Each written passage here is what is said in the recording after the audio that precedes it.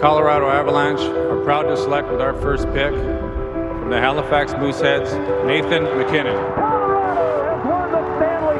The annual draft started in 1963. Over the years, it has changed and evolved. Jonathan Toews, Connor McDavid, Austin Matthews, Alexis Lafreniere, Owen Power. But one thing has remained constant no matter the name, the format, or the venue. The NHL Draft is where dreams of playing in the NHL and hoisting the Stanley Cup become more real.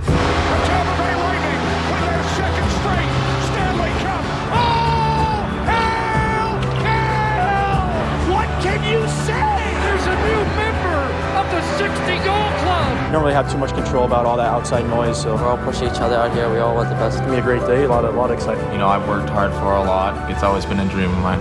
The NHL Draft is both the closing event of one season and the opening act of another.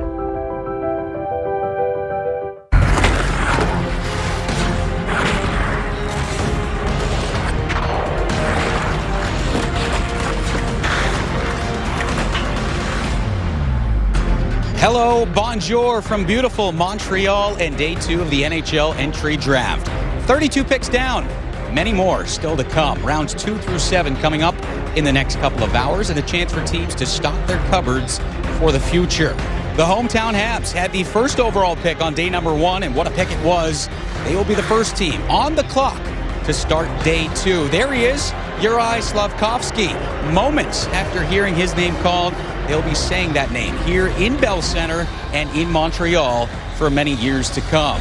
The question now is, what name will we hear from the Habs, who will pick at number 33? Montreal, you are on the clock coming up in just a couple of minutes. A couple of names you need to know up here at the desk coming up shortly. Those are the teams and organizations. 32 more teams down on the draft floor inside Bell Center. The atmosphere was great yesterday. We expect nothing short of that today for day number 2. Hi, hello from our NHL Network studios here at Bell Center.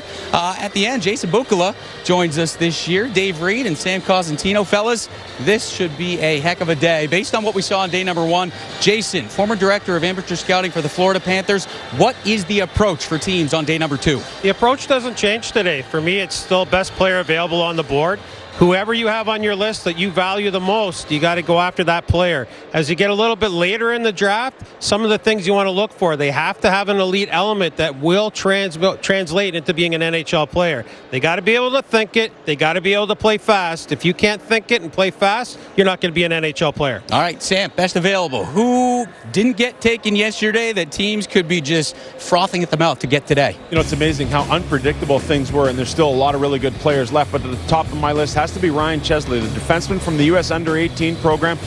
Underrated offensive game, 65 points over his 2 years with the program, but a guy who's known and made his mark defensively for his ability to be tough to play against, has some physicality. He's a really good skater. He moves pucks extremely well, and I was a little bit surprised that he didn't end up going in the first round, especially with all the run of defensemen that we saw. That run really started early when you look at Nemitz and Juracek, and then went to Korchinski and on down. A lot of defensemen picked, but another right shot guy who's available, I'd say pretty early here. I'm looking for a center to go. Left shot center, Luca Del Belbaluz, who plays for the Mississauga Steelheads in the Ontario Hockey League. I spoke with James Richmond, his coach, general manager of the team, said he's one of the smartest kids he's seen on the ice. Tremendous thinker of the game. Jason, you said if you can't think it, you can't play. This kid can think it. Toronto Red Wings product of the GTHL, 6'1", 180 pounds, was voted the most improved player in the Ontario Hockey League this past season. Even though he did miss a full season, but did continue to skate over the COVID year, this young man averaged over a point a game. He had 30 goals. I was kind of figuring that he might go late first round, but he didn't, and I wouldn't be surprised if he went in the top 5, if not at the 33rd pick. The Montreal Canadiens, they're looking for centers. They've already got a new centers they picked up from Chicago, and yesterday they've got their winger, they've got Doc, they've got Slafkovsky. At Del Belbaluz would be a perfect fit for the Montreal Canadiens at 33. All these teams trying to round out their teams. We'll explain the rest of our team. EJ Raddick, Jackie Redmond standing by, and it's always my favorite part of day number 2 to find out where they're sitting. They're either on the stage, next to the stage, behind the stage, or under the stage. Looks like you guys have a great vantage point here for day 2. We certainly do, Jameson. We are to the right of the draft board, so we're up close. We got a front row seat. And we can see the draft board. And we can actually see which it. Is helpful. Visibility important in these times. Yes. But 7 American-born players taken in the first round. EJ, we turn our attention to the second round. Is there another American-born player you have your eye on? Well, the guy that I'm really be curious about, see where he goes, is Lane Hudson. Now, he was the winner of the 2022 E.J. McGuire Award of Excellence as a player who exemplifies commitment to excellence through strength of character, competitiveness, and athleticism. If this kid was a little taller, he might be a top 5 pick of the draft. He is that good. He's one of those guys, when he's on the ice, you know it, his teammates know it, he makes great plays, he has great hockey sense, but he's listed at 5'8", and really, he might be a little bit short of that. So much so was such an issue that he was going around to teams during the combine with a medical report saying, hey, there's room for growth. And I've talked to doctors. According to the experts. Doctors have told me that, I'm going to still grow a little bit more. I'll be curious to see where he goes. I think it's a team that has multiple picks, that has an opportunity to take a swing at somebody that they could let him sit, go to college, develop a little more, hopefully get a little bigger and stronger, and maybe he becomes a Torrey Krug type player. So for me, I love him as a player. I'll be curious to see what team takes the shot. Well, the skill is what it's all about, and we heard from a former player turned coach that had us in tears yesterday, that knows a thing or two about being, quote, undersized in the National Hockey League and still finding success in Martin St. Louis. So we will see if Lane Hudson goes here in the second round, but it has been a newsworthy morning ahead of round 2 of the NHL Draft. Here's a few news and notes for you. St. Louis has acquired a 2022 third-round pick, number 73, in exchange for Ville Husso, who has reportedly signed to a 3-year extension with Detroit. Goalies. He was a pending UFA. It's all about the goalies, baby. Elsewhere, Vitek Vanacek and a 2022 second-rounder headed to the Devils in exchange for a second-round pick and a third-round pick. Let's check in with NHL Network insider Elliot Friedman. Elliot, what insight can you give us on those 2 deals and anything else that you're hearing as we get set for round 2 here? All right, Jack, you said reported extension for Husso. I will confirm it for you. It's 3 years at $4.75 million a season. Husso was signed in Detroit. Also today, we don't have the official announcement yet, but Tony DeAngelo has been traded from Carolina to Philadelphia. He goes with a 7th rounder for a 2nd, 3rd, and 4th rounder, and he's going to sign a 2-year extension with the Flyers, about $5 million a season. DeAngelo had permission to talk to teams from the Hurricanes. Boston met with David Pastrnak and his representatives yesterday.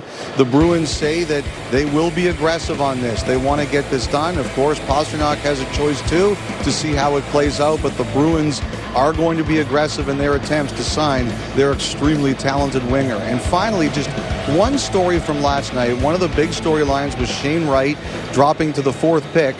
And while he was waiting, he received a phone call that really cheered him up, and it came from Wayne Gretzky. Gretzky reached out while watching the draft, saw what was happening, asked for Wright's number, and gave him a call just to make sure he was still in a great frame of mind. Wright really appreciated that call, and who wouldn't, Jameson? Yeah, absolutely right. Shane Wright, chip on his shoulder. We'll see how it plays out in the years to come for Seattle. We got to take a timeout. We come back. The party gets going from Bell Center. Round 2 officially on the clock when we come back.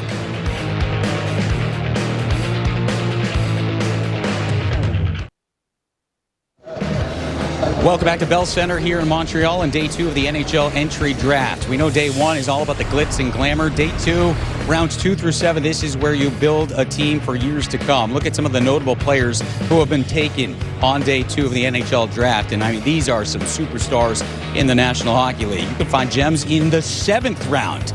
So 2 through 7, it should be interesting to see how this day plays out. All right, time to officially get it underway with the Deputy Commissioner of the NHL, Bill Daly. Accueillons Bill Daly, le commissaire adjoint de la LNH, qui donnera le coup d'envoi de la 2e journée de la séance de repêchage Upper Deck 2022. Ladies and gentlemen, please welcome NHL Deputy Commissioner Bill Daly to kick off day 2 of the 2022 Upper Deck NHL Draft. Good morning, Montreal. Welcome to day 2 of the 2022 NHL Draft. To get things started today with the first pick in the 2nd round, the 33rd selection overall, belongs to the Montreal Canadiens. Montreal, you're on the clock.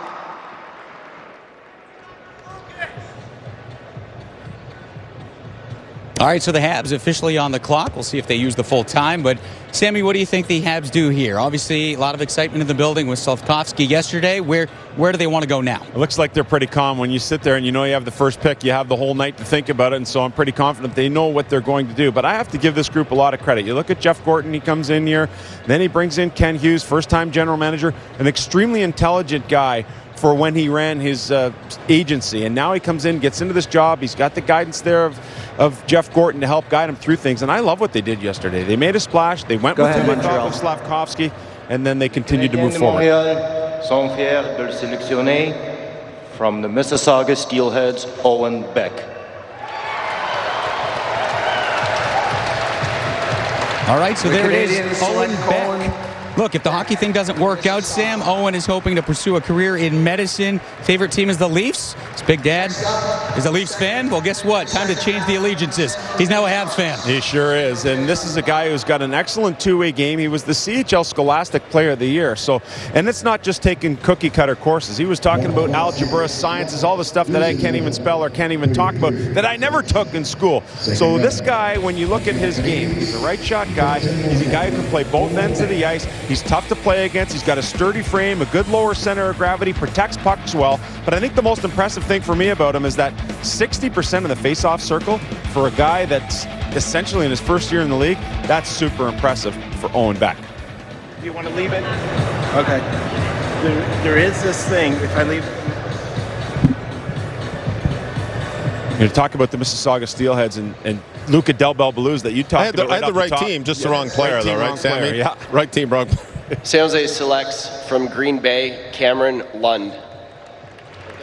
All right, Cameron Lund taken by the Sharks at pick number 34. He finished third among all USHL rookies in goals, 25 in points with 50 this year. Heading to North.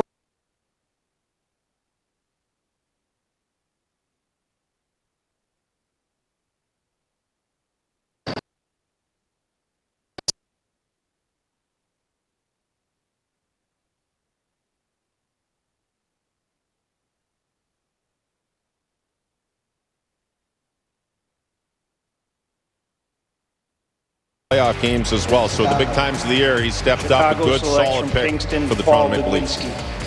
Kid's been playing piano since the age of 4, so he's got the hand-eye coordination, that's for sure. All right, so Toronto taking Fraser Minten at number 38. Paul Levinsky, 39. Sam, Chicago, what should we know about him? He's got a brother who's 7 years older who challenged him in every turn while growing up, playing sports, at the dinner table, whatever the case was. A really good motor in this guy. He is always moving. He's constantly in motion. He's a hound on pucks. When he doesn't have it, he does everything in his power to get it back. And he was one of those guys that just went under the radar a little bit because of Shane Wright, a couple of picks that were already on this Kingston team. So Lewinsky comes in there, and a guy that every time you watch Shane Wright, you're like, oh, who is this guy? He's pretty good. He's got good hands, but I just love his motor and his compete, and that's why he goes early here on day 2. All right, the Red Wings taking Dylan James at number 40. He was named the 2021-22 USHL Rookie of the Year. Led all rookie scorers in that league in numerous statistical categories this season. Goals, assists, points, power play goals, and game-winning goals. Reader, this kid's clutch. He is left winger. He's a thinker of the game. Andre Palat is a comparison that I think a lot of people talk about, which if you're compared to Andre Palat means that you are a player who can play in all situations. You said he was Rookie of the Year in the USHL a couple of years ago. Plays with lots of energy. He's good size at 6 feet. He's 6 feet, pushing about 6'1", 180 pounds. He's got a gritty and a real compete level of the Detroit Red Wings. You just can't have enough of the type of Dylan James players as you move along and build your organizations. Excellent pick.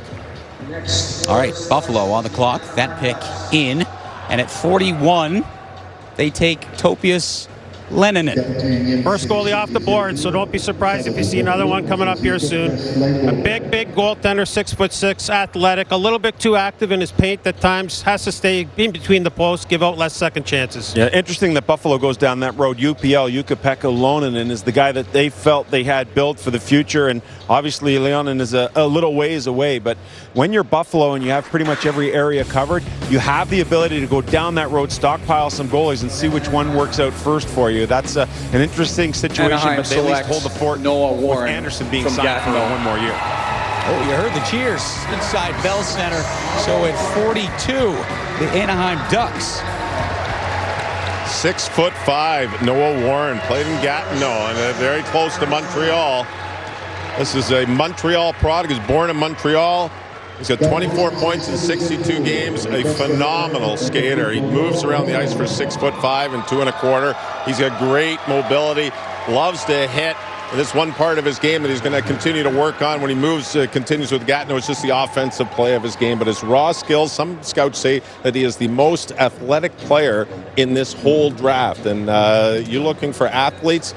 Well, Anaheim got one here. But one thing that they do, he will have to work on is just continue to work with the puck. But his defensive game is pretty solid because of his skating ability. Munich. Yeah, really awesome pick. Unbelievable character. JB, you and I, we spent a little time with him at the Combine. And you want to talk about character, he's full of. His greatest asset for Noah Warren, he knows what he is. He knows how to play that game. He doesn't fake it. Gets Julian the athleticism Lutz from his mother, too. Nationally ranked swimmer in Canada. Yeah. So, take Julian Lutz. Julian Lutz from Germany. A little bit of injury. It's kind of slowed down his momentum this year. He really spiked at the World Championships for Germany. If this kid would have played for another team, call it USA Sweden, his From stats would have been Ontario even more Hockey League, impressive. Mississauga Ice Power Ducks, forward frame, Luca scorer, Del quick off the Bellu. rush. All right, Reader, this was the guy you mentioned. Best available off the board, round 2. Luca Del Bellu for you. Take it. Well, I mean, with Columbus, they're looking for the thinkers of the game, and that's what they're getting in Del Bellu. One thing that Luca is going to continue to work on is his skating, and that's one thing that James Richmond didn't feel, his coach and general manager, Mississauga, didn't feel was an issue. He says, this guy is so smooth. He's one of the smartest IQs in this draft and one of the best passers in this draft. And when you're talking to a coach or GM, sometimes there's a little bias. James Richmond didn't have bias with this young man. He really felt that he just makes everybody around him better. Hit 30 goals in 68 games, over a point a game with 76 points for Mississauga. This is a player I thought was going to go a little bit higher, and a lot of people might have thought was going to be a late first rounder. Columbus at 44. It's a good selection. Really good analytics for Del Bellu as well. Disappointed it didn't go yesterday. Now he's a chance to play with a chip in his shoulder. All right, the Sharks making their second pick already of round number 2. And they go with Matthias Havelid. Lit up the 2022 U18 World Championship, second among all skaters in points with 12, Sam. Yeah, defenseman Nick Havelid is the dad, so he's very well versed in the game. And you talk about a guy who works on his game through video, off ice, in the off season. Paul Boudelier is a defensive specialist coach. He works really closely with Havelid, right shot guy. I think he had a good year, but then you watch him get back to his age group, and all of a sudden, as you mentioned, he pops with those 12 points from the back end. Pretty impressive for Sweden at the World Under-18s. Absolutely, and some of these highlights you're going to notice. Real quick release. Reader, you know how tough it is. If you get the puck out too far in front of you, you're just going to get defended. You got to keep it tight. You got to release it to the net quickly. That's what this kid does. Shoots to create. Doesn't necessarily shoot to score. Shoot to create. Get that shot through. So important at a young age. Some of those things you end up teaching later in the early New pro Jersey career. selects from the National Development Program, Seamus Casey. Seamus Casey, another one of those NTDP kids. He is heading to Newark, New Jersey to play for the New Jersey Devils. Transitional defenseman, second unit power play at the under-18 program. Probably could have got a little bit more ice on the first unit. Right shot, more of a distributor than a shooter. He's a headsy player. He's not big. He's going to have to add a little bit of weight and strength, but he's an area defender with lots of sparks. Born in Miami, Florida. No player from Miami has ever played in the NHL. Only one player born in Miami has ever been drafted. That was Eric Reisman in the 11th round back in 1988 by the Boston Bruins. So Seamus Casey, put on the SPF. You're heading to New Jersey. I don't know. SPF maybe 15 up there. Not quite the same strength down in Miami. But what a pick by the Devils. All right, the Wilds now. From the Barrie on the Colts, clock. Hunter Haight. All right, at 47. Hunter Haight, Jason.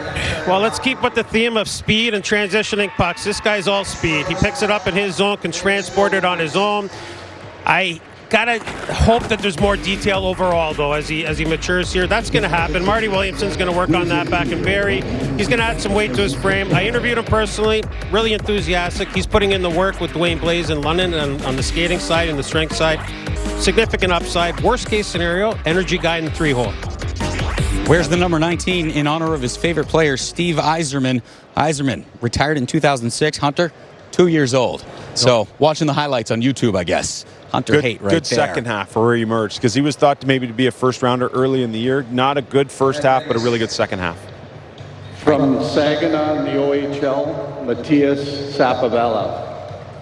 All right, so the pick is in. The Vegas Golden Knights at number 48. Jason. Tall, lanky, playmaking forward. He can play the middle, can play the wing, has a pretty strong small area game. He needs to shoot the puck a lot more. He's a creative player, but he could really use a little bit more strength and a little bit more selfishness to his game. He can kill penalties as well. He's not going to block it necessarily, but with his length, he's going to get in the lane and he's going to get in the way. So it's a good, strong pick in this area here. I like the risk. His ceiling could be as a 3. I don't see him being a 2, Sam. Yeah, playing for Chris Lazary is a guy that he really felt made a good move coming over to North America and play. Absolutely loves it.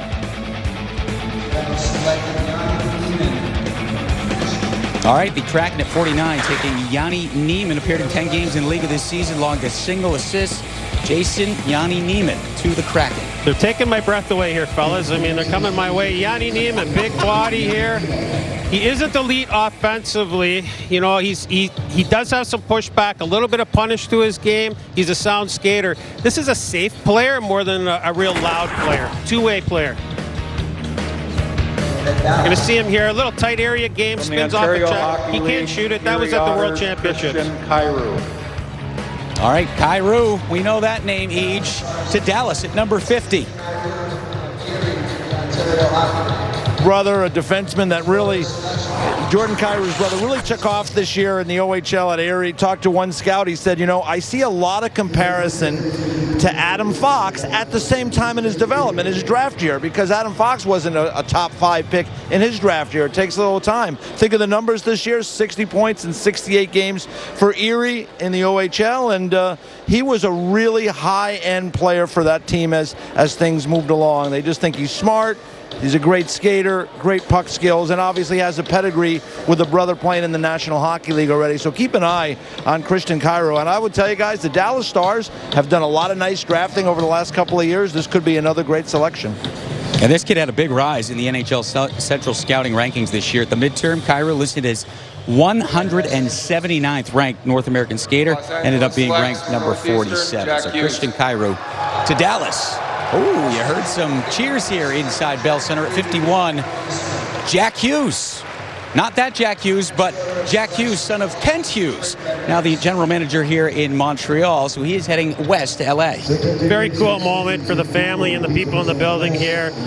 Jack's got some work to do. You know, he's more of a distributor than a shooter. His skating is what I would classify as average plus. He has an efficient stride, but more strength is going to kind of get more out of it, if you will. He has the ability to wait for pressure to arrive before he makes plays. You're seeing some highlights here, him shooting the puck. Detroit selects Scott St. I'd like to see him shoot it even more. Dmitry Kuchelnikov.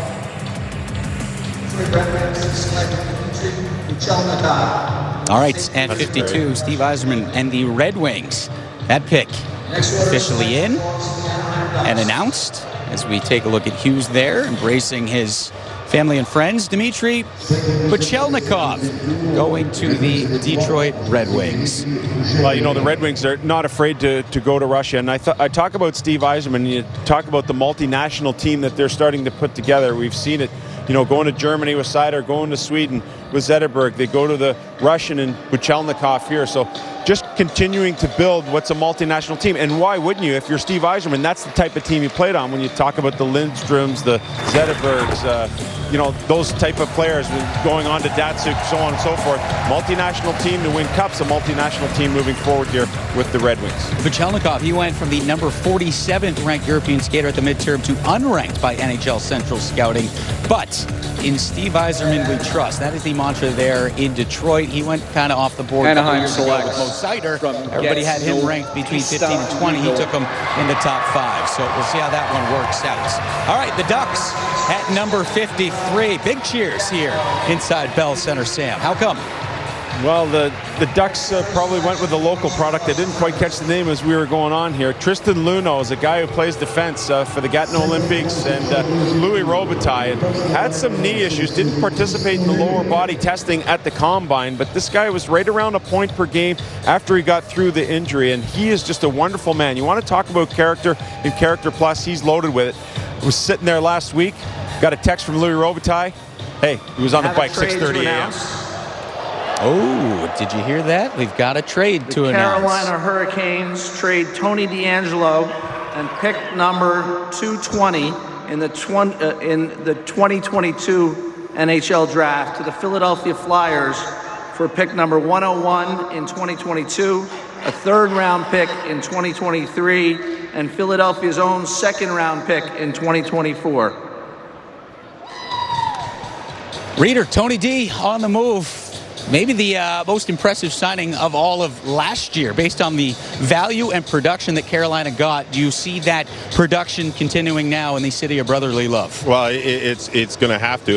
It might be a little tighter reins in the city of brotherly love with Torts being there, but I think this is a great pickup. Tony DeAngelo remade himself in Carolina last year, and he is going to be a great fit for any team. Signs a 2-year contract, which is great. This is a player who can quarterback the power play, gets the puck out of his own zone, and Philadelphia's rebuilding. I think it's a great move. Typical move for the Hurricanes. They get more picks, they get more darts at the dartboard, and they move off of some expected money moving forward. But what it makes me think about Philadelphia is, what is the plight of Ryan Ellis? The Bruins are proud to select. Absolutely. If they're acquiring a similar type of player, what is the plight of Ryan Ellis? Unfortunately. All right, so the Boston Bruins without a pick on day number 1. They make their first selection here at number 54. Big compete guy from the Guelph Storm, playing for George Burnett there. They'll have a new coach in Scott Walker next year. But Poitras made a lot of noise earlier in the year because he's a lot like Paul Ludwinski, who we saw go 39th to Chicago, in that he's got a high motor, high compete. He's got the skill level to go with it. A guy who's a little bit slight of frame, but if there's ever a battle to be found, he's usually in the middle of it. He's a kid that's just going to have to work. So many of them do, Sam. Like, he's just going to have to work at the subtle details of the game. You know, his off the puck and his back check awareness. But this skill here we're looking on TV, that's what you're looking for in this range. And you love to have that marriage of will and skill. Poitras has that. All right, the Winnipeg Jets picking here at number 55. And there it is, Elias Salomonsson, tied for the most goals by defensemen in the J20 National this year with 11. Made his SHL debut at just 16 years old, Jason. This is an interesting pick. You know, he's got that little sneaky offense to him, but he's a little nasty as well. Got suspended at the U18 championships in Germany for, well, what they classified as a high check or a head check. I'm just going to call it a good old clean North American body check. But at any rate, you're going to get a lot of value, a lot of character, play a variety of roles. He could be a 4 in the NHL. If he's not a 4, he's a solid 5, and he's making people around him better. Doesn't snipe, still pretty good.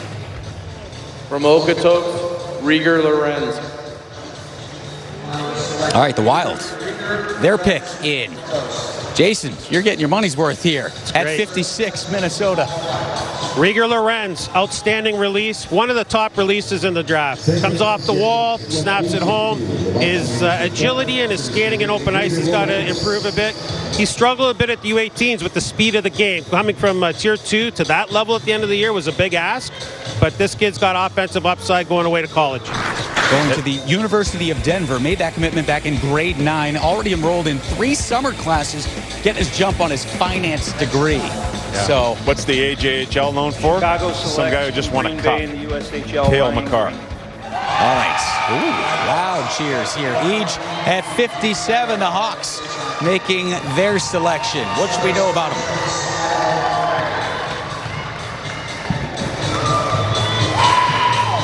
Yeah, this is an interesting pick there, J-Mo, no question about that. Center from Green Bay, the USHL. Big kid, long, lanky right shot center. Nearly a point per game at Green Bay. They weren't a great team in the USHL this year. Kind of projects as a middle to, middle type center, defensive center. The question really will be, does he have the qualities as he moves along further to break out and play in the National Hockey League? But he has the frame, he has the size, so they take a shot here. Ryan Green going to BU, made that commitment at the age of 15. So Ryan Green heading to the Windy City of Chicago. At 58, Nicholas Coco, the goaltender, just went there. Number 2. Yeah, it's a second guy, and it's an interesting pick. He's a little bit under the radar, but I will give you a little under the radar information. The guy by the name of Pekka Rinne, we drafted in Nashville back in the day out of warm-up at a game in Liga because he couldn't get the net. Sometimes these sneaky goalie picks, they turn out to be, well... I got to hear that. What do you mean out of the warm-up? Out of the warm-up in Liga. He was a backup, wasn't getting the net. We went to watch him play. We watched him practice. We watched him in warm-up, and we took the risk. Counted shots in warm-up. Counted saves in warm-up. That's a great He started on time, and his number's in the rafters at Bridgestone. That is unbelievable. Saw him in the warm-up. You're good. Let's go. Have a good warm-up. Wow. You never know who's watching. Heck of a warm-up. Good thing All right, I at didn't see my 59, warm-up today. Topi Roni, Calgary. Been a long time coming for the Flames there.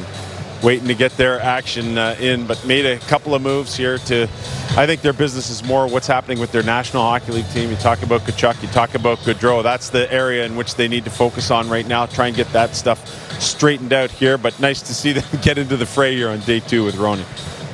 He had 6 points in 5 games for Team Finland at the 2021 Palenka Gretzky Cup. Finished 6th among all skaters in faceoff wins at the 2022 U18 World Championships with 53. Flames very interesting right now. You're hearing rumors about Matthew Tkachuk, Johnny Gaudreau. Will he stay? Will he go? We'll have to see how things play out up north in Calgary. All right, Carolina on the clock, and things have already picked up based on the Tony DeAngelo deal. So if you're Rod Brindamore, what is the approach here for day number 2? Probably get more picks. That's what we've seen Carolina do. I mean, see Eric Tulsky there work with Don Waddell. He's on the horn here. He's trying to make more things happen. This is a team that deals heavily into the analytics. Tom Dunn is a big part of the conversations that go on. Don Waddell saw him last night in the hotel. I said, anything cooking? He said, yeah, I'll let you know tomorrow, but looks like we're getting a few more picks. And at which point I responded quietly to myself and I said, shocker. Yeah. A lot of bacon on the table there, too, to munch on in between picks. There's a whole plate full of it there. Looks delicious at this point. Absolutely. With Jason, take us through. When teams take up a lot of their time when they're on the clock, what does that mean? Does that mean they're just kind of letting it marinate? To me, this is a trade call. And I'm going to tell you, this is a very successful franchise, but sooner or later, when you get into these types of spots in the draft, it's time to make a pick. There's good value here. Somebody's going to get a good player. Gleb Trikazov. Oh, and there we go.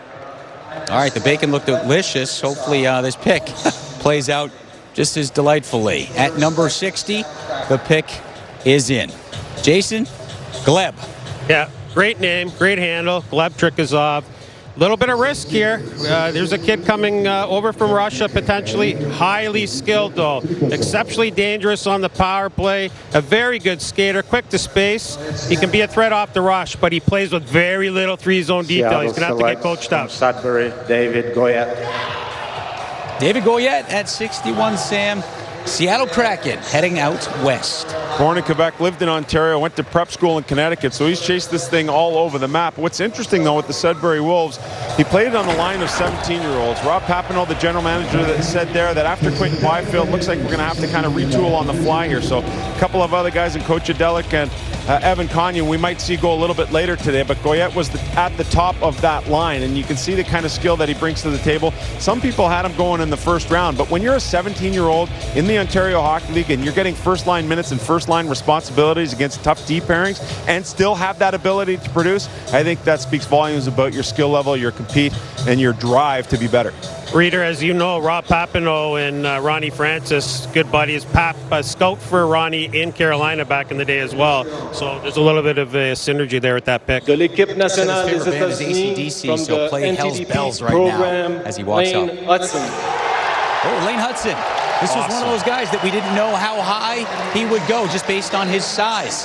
Well, sky's the limit for this youngster. Awesome. Really happy moment here. Yeah, J-Mo, I mean, he was the guy we talked about at the top, Lane Hudson. You're wondering about, the size factor. And I said at the time, it's going to be a team that has multiple picks that's willing to take a chance and kind of swing for the fences. And that's what the Montreal Canadiens, they fit that bill. They had a lot of picks. This is a kid, you see the size listed there. He's listed at 5'8". He might not be even that big. He says that, he has other siblings in his family that have kind of been later bloomers physically.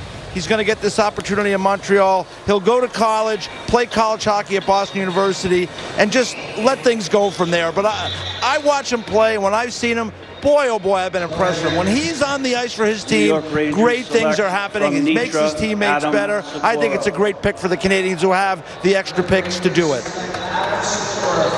I agree. I love that pick of Hudson. You and I were watching the program at the end of March, and for 3 straight days, he was the best player. He's electric. Oh, man. And a lot of people are saying if he's 3 inches taller, he's a top 5 pick at round number 1. St. Louis never attended a draft until this year, and he did all right at that size. So the game is changing, and you said multiple picks with Hudson is a great job. Adam Sikora just went to the New York Rangers. Interesting, back-to-back here, Hudson Sikora. Sikora is very similar. He's a forward, energetic, electric personality, Sammy. We talked to Craig Ramsey about this player on a call. He was at the Men's Worlds. He got the baby face. But this guy, he gets after it, and he's a leader. He takes a leadership role, quick, elusive, offensive upside. It's funny, when Ramsey went to scout him for the national team, they were looking around and watching somebody else, and like, who is this rat who keeps coming out here on the 3rd and 4th line, this energy guy? He's bothering everybody, yet he's got good skill, and we saw that at the Worlds with Sikora.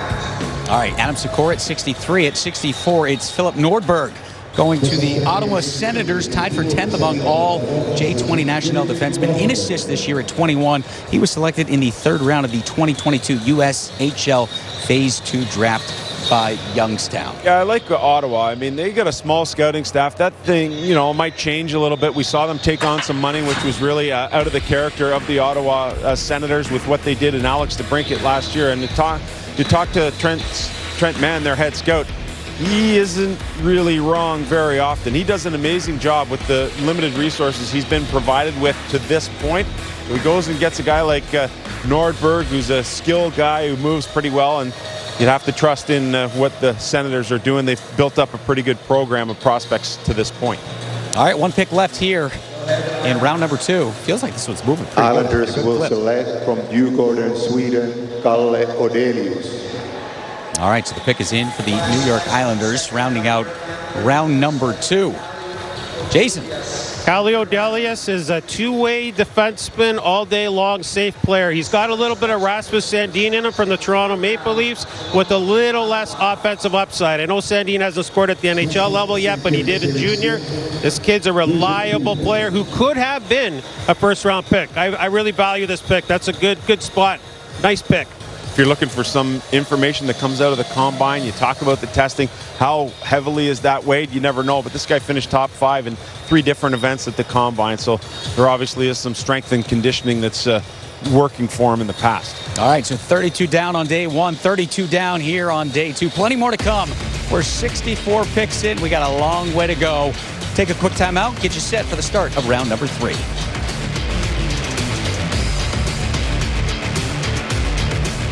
Show the world what it means to be a fan at Fanatics.com. The world's largest collection of officially licensed fan gear from all the leagues, teams, and players you love. Shop now and get today's special offer. Fanatics.com. Officially licensed everything. Acorns is built to put investing at the center of your money. Every time you pay for something, they invest the spare change. Every time you get your paycheck, they automatically invest a little bit of it. And even when you buy from some of your favorite brands, Acorns gets you bonus investments. Yes, that's what it means to be growth-minded.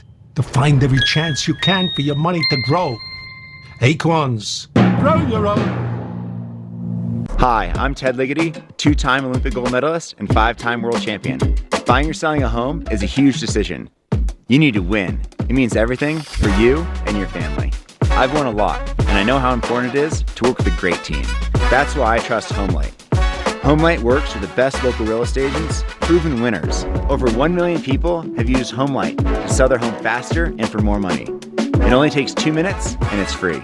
Get started for free at HomeLight.com. It's all set to be a blazing hot August here on NHL Network. We're bringing you 2 outstanding IIHF tournaments to satisfy your hankering for hockey. Cheer for Team USA this August on NHL Network. Welcome back to the 2022 NHL Entry Draft here from Bell Center in Montreal. Round 3 officially under the way, and if you're wondering what kind of a player you can get in round 3, well, you can get a pretty darn good player. Superstars: Jonathan Quick, Brad Marchand, Jordan Binnington, Jake Ensel, Braden Point, and Adam Fox. Everybody on that list, a Stanley Cup champion. Adam Fox could be in the next couple of years. We shall see. So a couple of picks already underway here in round number 3. Gavin Hayes, Mikko Matica, Ty Nelson, and Devin Kaplan. Kaplan at 69 to the Philadelphia Flyers. Reader, tell us a little bit more about Gavin Hayes and Ty Nelson. Gavin Hayes played in Flint at the OHL. He is a big body, that's 6'2", 180 pounds, power forward. Enough said right there. Hits hard, drives the net hard. He's got a NHL caliber shot already. He can make plays, pass. He's an all-round player. But I love the pick. It's 6'2", Chicago Blackhawks, getting a little size, a little bit of a power forward. The guy I would really like to talk about, and I'd like to see again, is Ty Nelson. Oh, yeah. You come to the draft, and we saw the bow tie a little bit earlier. We saw here, Ty Nelson was taken by Seattle. He had on a blue, had to be a fedora, like this kid. Yeah. He plays up in North Bay. He's from Toronto. He's playing the Junior Canadians. He has got some swagger to him walking down. He's 5'10".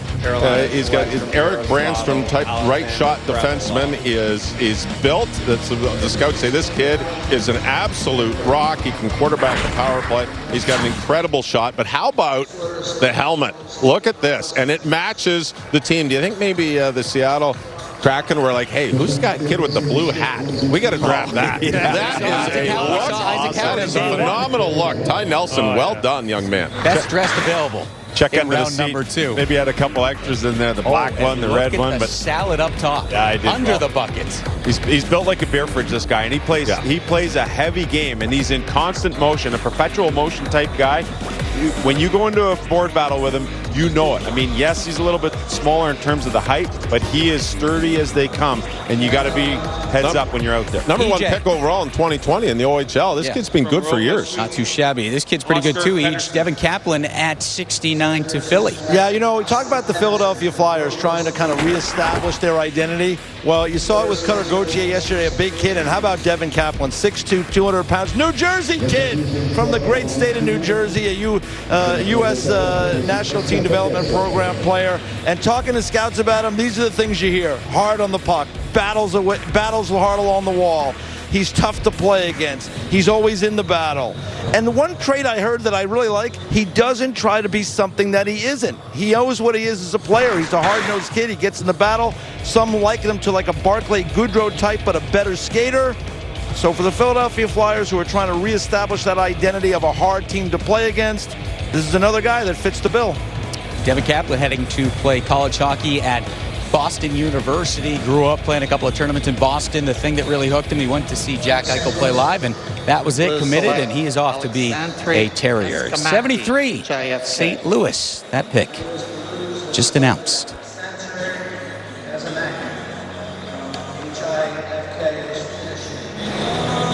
All right, Jason, what do we know about number 73, Alexanteri Koskiemaki? Another kid coming out of Finland that plays the game the right way. Full ice, 2-way game. Potential to be a secondary scorer, but this is a depth player at the National Hockey League level in terms of being in your bottom 6. So he might be able to pot some home ice goals more than on the road, but he'll also be able to match up. My one concern with him, I do like the kid as a player. He did come and go a little bit for me, so he needs that energy. He needs that pizzazz in his game. You see what he's doing here? These are highlights from the under-18s. Unfortunately, it didn't happen throughout the tournament. A little bit of a concern there. All right, Buffalo Sabres on the clock right now. And it's Victor Neuchev at 74 heading to Western New York. Buffalo Sabres, Jason. Yeah, well, how about the Sabres? They're starting to really take some risks here, eh? With the goaltender, and now we're going here with Neuchev. Pure offense. He shoots it first. He thinks about it later. A huge threat on the power play. The puck usually ends up on his stick on the rotation on the power play. Very rarely do they look off to give it to somebody else. So they're banking on the offense here. They're banking on a guy that's going to score with the extra man on the attack. 40 goals in the NHL. I don't care what your league. When you score 40 goals in 61 games, no question. You're hoping that translated about 25 years old in the National Hockey League. Yeah, you got to score goals in this league, and that's where they're going. No question, Reader. And not a believer in the pregame nap. Plays video games, says he can't nap before games. Said he can't wait to make the NHL. Hopes to make the NHL so he can buy his mom a house one day. Good for him. Good for him. Ottawa 67's Vincent Rohrer. All right, Sam, at 75, the Habs taking another local kid. The cheers are in. What do we know about him? Another sleight of frame guy, but has some build to him. Great story. You go back to the combine. He walks into Colorado's room. They're playing a candy flipping game, just to try and test the kid, loosen him up a little bit. Rohrer goes 5 for 5, and he stands up and he starts to chirp the rest of the room. So you have to love the fact that he's got that confidence about him. Since we met him at the combine, he's grown out that lid a little bit, but he too is a skill guy. And he can work, as many European players do, on the off wing. A guy that James Boyd selected in the import draft at 5'10", 167 pounds, obviously has to fill out here, but you like the skill set that he brings to the game. And an all-around guy, pays attention to what's happening on the other end of the ice, still has to clean up some of his defensive work, but when he has the puck, he usually makes good things happen. See the Z-E-N in his name? Zen. He likes to meditate before games. Started it 3 years ago, does it about 20 to 30 minutes a day. His teammates and coaches just call him Vinny, though, so I like that.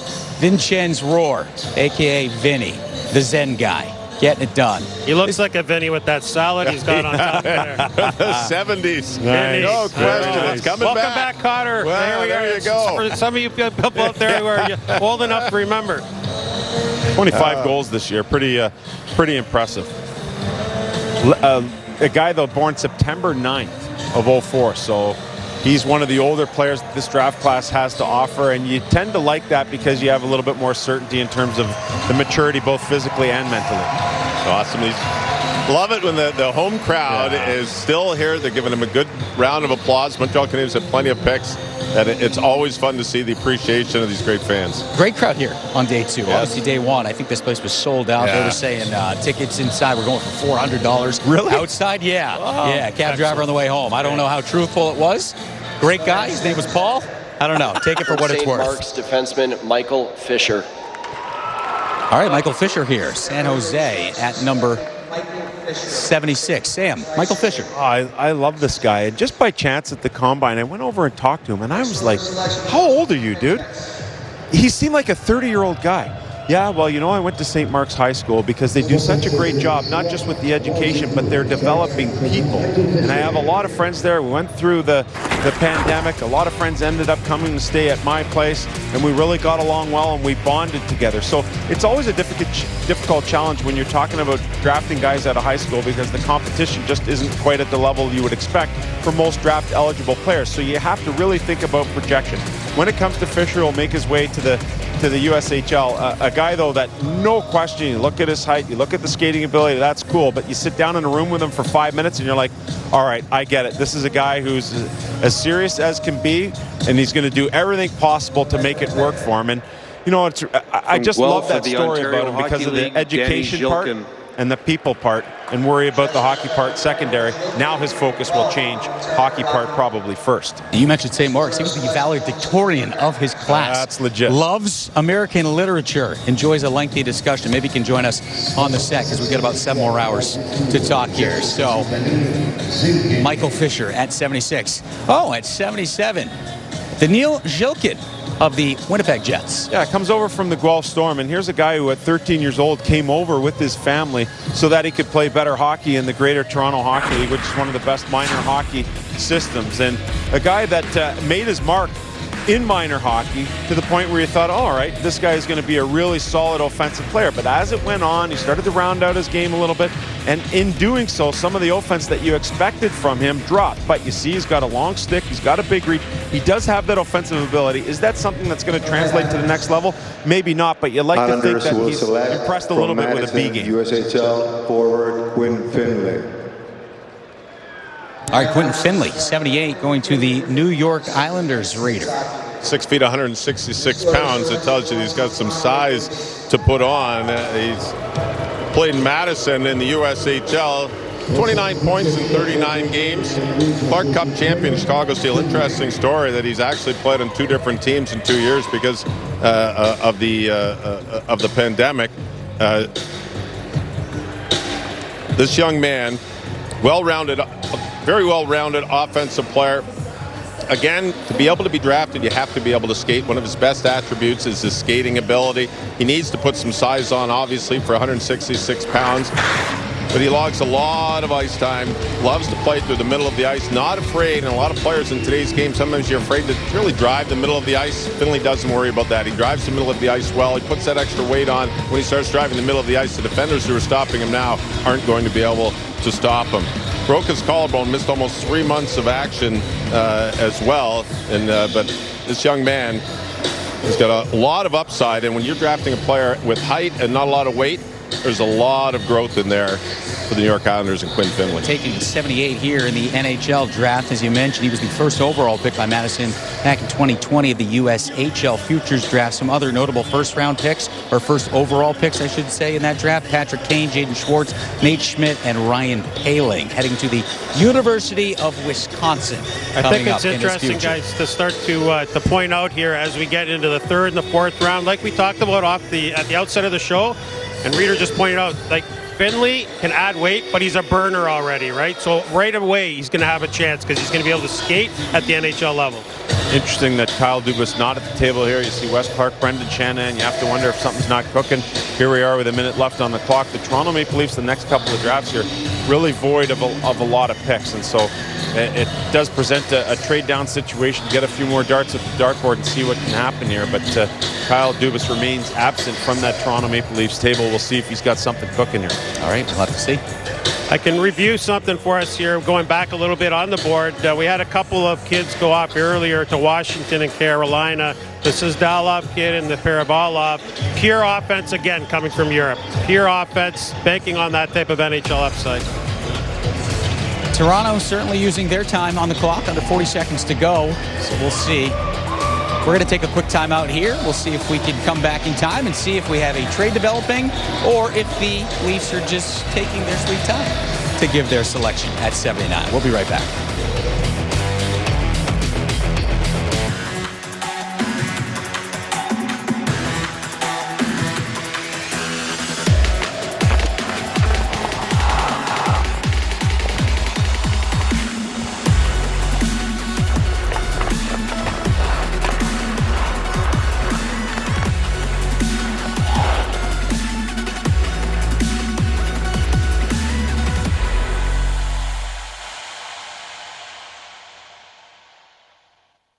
We all know that movement is like medicine, but getting the movement you need to feel better can be a challenge. Now you can keep fit while you sit with QB, the world's leading compact seated elliptical. QB gives you active sitting, letting you burn calories and keep moving in an easy and low-impact way, all while you work, read, or watch TV. QB was named a top 10 gift by Time Magazine and has been featured all over the world. It's whisper quiet while it works your abs and core, hip flexors, glutes, quads, hamstrings, and calves. QB is a lifesaver for me. Here's your answer to your problem. I feel young again. Join the hundreds of thousands of people moving more with QB. Call to find out how to get your QB with free shipping and a 30-day completely risk-free trial. You'll also get this QB workout mat free. Now keep fit while you sit with QB. To order, call 800-861-4420. That's 800-861-4420. Call now. Every player who enters this league has one goal. It's the hardest trophy to win. To raise the Stanley Cup. Yeah! You lift that thing over your head, it's the best feeling. Experience over 40 years of cup-clenching games. Featuring the biggest names in the sport. The Montreal Canadiens have won the Stanley Cup. In their most triumphant moment. It doesn't get any better than this. Raising the Cup on NHL Network Daytime. Welcome back to our coverage of Day 2 of the NHL Entry Draft. During commercial break, we did have a trade. Toronto was supposed to pick at 79. They swapped picks, traded back with Vegas. In exchange for that 79th pick, they got 95 and 135. At 79, the Vegas Golden Knights selected Jordan Gustafsson. He says he's a guitar player. When he's not on the ice, he plays guitar every single day. Heck of a hockey player as well. And at 80, how about the Vancouver Canucks? Elias Pettersson. They already have an Elias Pettersson. So they had the Sundins, and now they've got 2 Petterssons on. Just continuing with that tradition. Let's head down to the draft floor, see what's percolating down there with our insider, Elliot Friedman. Elliot. Jameson, just one move that's being worked on as we speak. San Jose and Nashville are working on something. Luke Cunnin will be traded from the Predators to the Sharks. I believe it's a prospect and a mid-round pick going back. That's kind of what we're working on right now, but we'll see what else comes up as we continue. Jameson? All right, Elliot, we appreciate it. Certainly a busy day yesterday for you, and a busy day today, and we hope it only gets busier because that makes our job more fun. But Luke Cunnin on his way to the West Coast, San Jose Sharks. What do you make of that? Well, you have to wonder there if they're not trying to clear some money as they try and get Forsberg done. You'd have to think that is playing into that trade. It's such a big factor in a lot of trades nowadays is to get money to either re-sign star players, make sure you're going to be cap compliant. I agree with you, Sam. I think that could just be mainly for cap reasons. You look at Arizona and how much money they've taken on, but with that, it always comes at a price. All right, so Luke Cunnin heading west, and now Adam Ingram heading to Nashville, Sam. Yeah, his dad Derek's a golf coach. I mean, really a slight of frame guy, but it's an unbelievable story. He plays in the MJHL last year. He gets into 8 games, and all of a sudden he shows up at the USHL and is at a point per game. Like, that is unbelievable. He works out with Noel Needham in the offseason, the guy who obviously has to put on some weight, but around the net, he's got good hands. He gets around the ice pretty well. Obviously, when you come from an athletic family, a really good golfer too. Of course, he would be as his dad, Derek's a coach, but pretty cool to see the path he's taken, Adam Ingram, to get to where he is, considering just 8 games last year and a point per game in a really difficult league in the USHL. Impressive stuff. At 83, the Dallas Stars selecting George Figueres. He was named the 2021-2022 OJHL Rookie of the Year. He was drafted by Kitchener of the OHL, but wanted to pursue opportunities from U.S. colleges, so he is heading to Cornell University. Smart kid, high hockey IQ. You can say that about any kid, right? Well, you gotta be, right? Especially if you're going to Cornell, that's for sure. From Jokerit, Casper Kulinomi. National Predators have selected Casper Kulinomi from Jokerit to finish. All right, the Preds making another pick here. Casper Kulinomi finished 5th among all defensemen in assists at the 2022 U18 World Championships. Assistant captain of the U18 team in Finland, leadership qualities. I know I sound like a broken record, but the Finns, they do play the game a lot alike. We've kind of come to expect that over the years. Transporter of the puck mover, not an elite shooter, two-way D. Second power play is a maybe. All right, next pick is in. Washington Capitals at 85. Ludwig Persson. In February, Reader, Persson suited up for Frölunda's SHL squad, becoming the youngest player in club history to ever play a game for them. It's amazing. When you play in the SHL, which is the top league in Sweden, which is one of the best leagues outside of the National Hockey League, and you're doing it as a young teenager, there's something special about your game. 41 games played for the J20 team in Frölunda, 61 points, 25 goals in that span. Extremely hardworking, responsible, two-way responsible winger. His thing is all about scoring goals. He drives the net hard.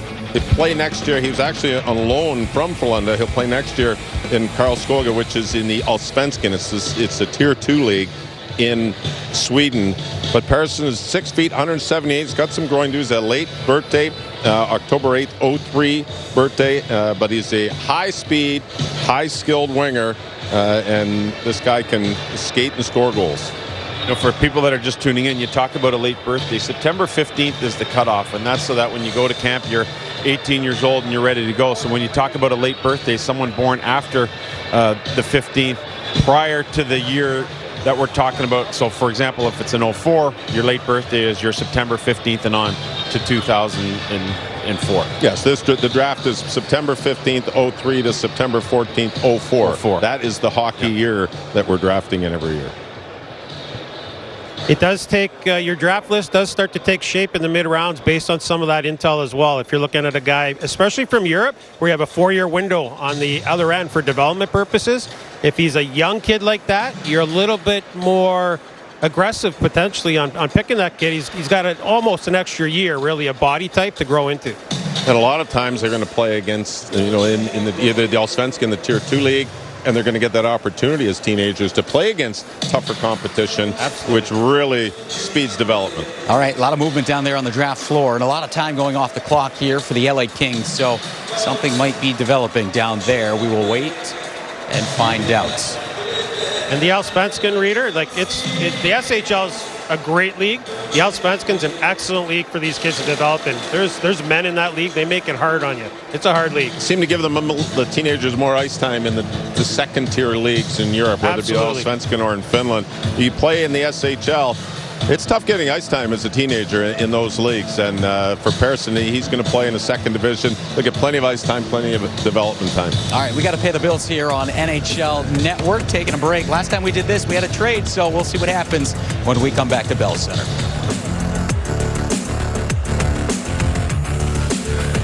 Now you can get your favorite jersey faster than ever at Fanatics.com. Introducing Fanatics MVP with next business day shipping. Official jerseys from all the leagues and teams you love. Fanatics.com. Officially licensed everything. Acorns is built to put investing at the center of your money.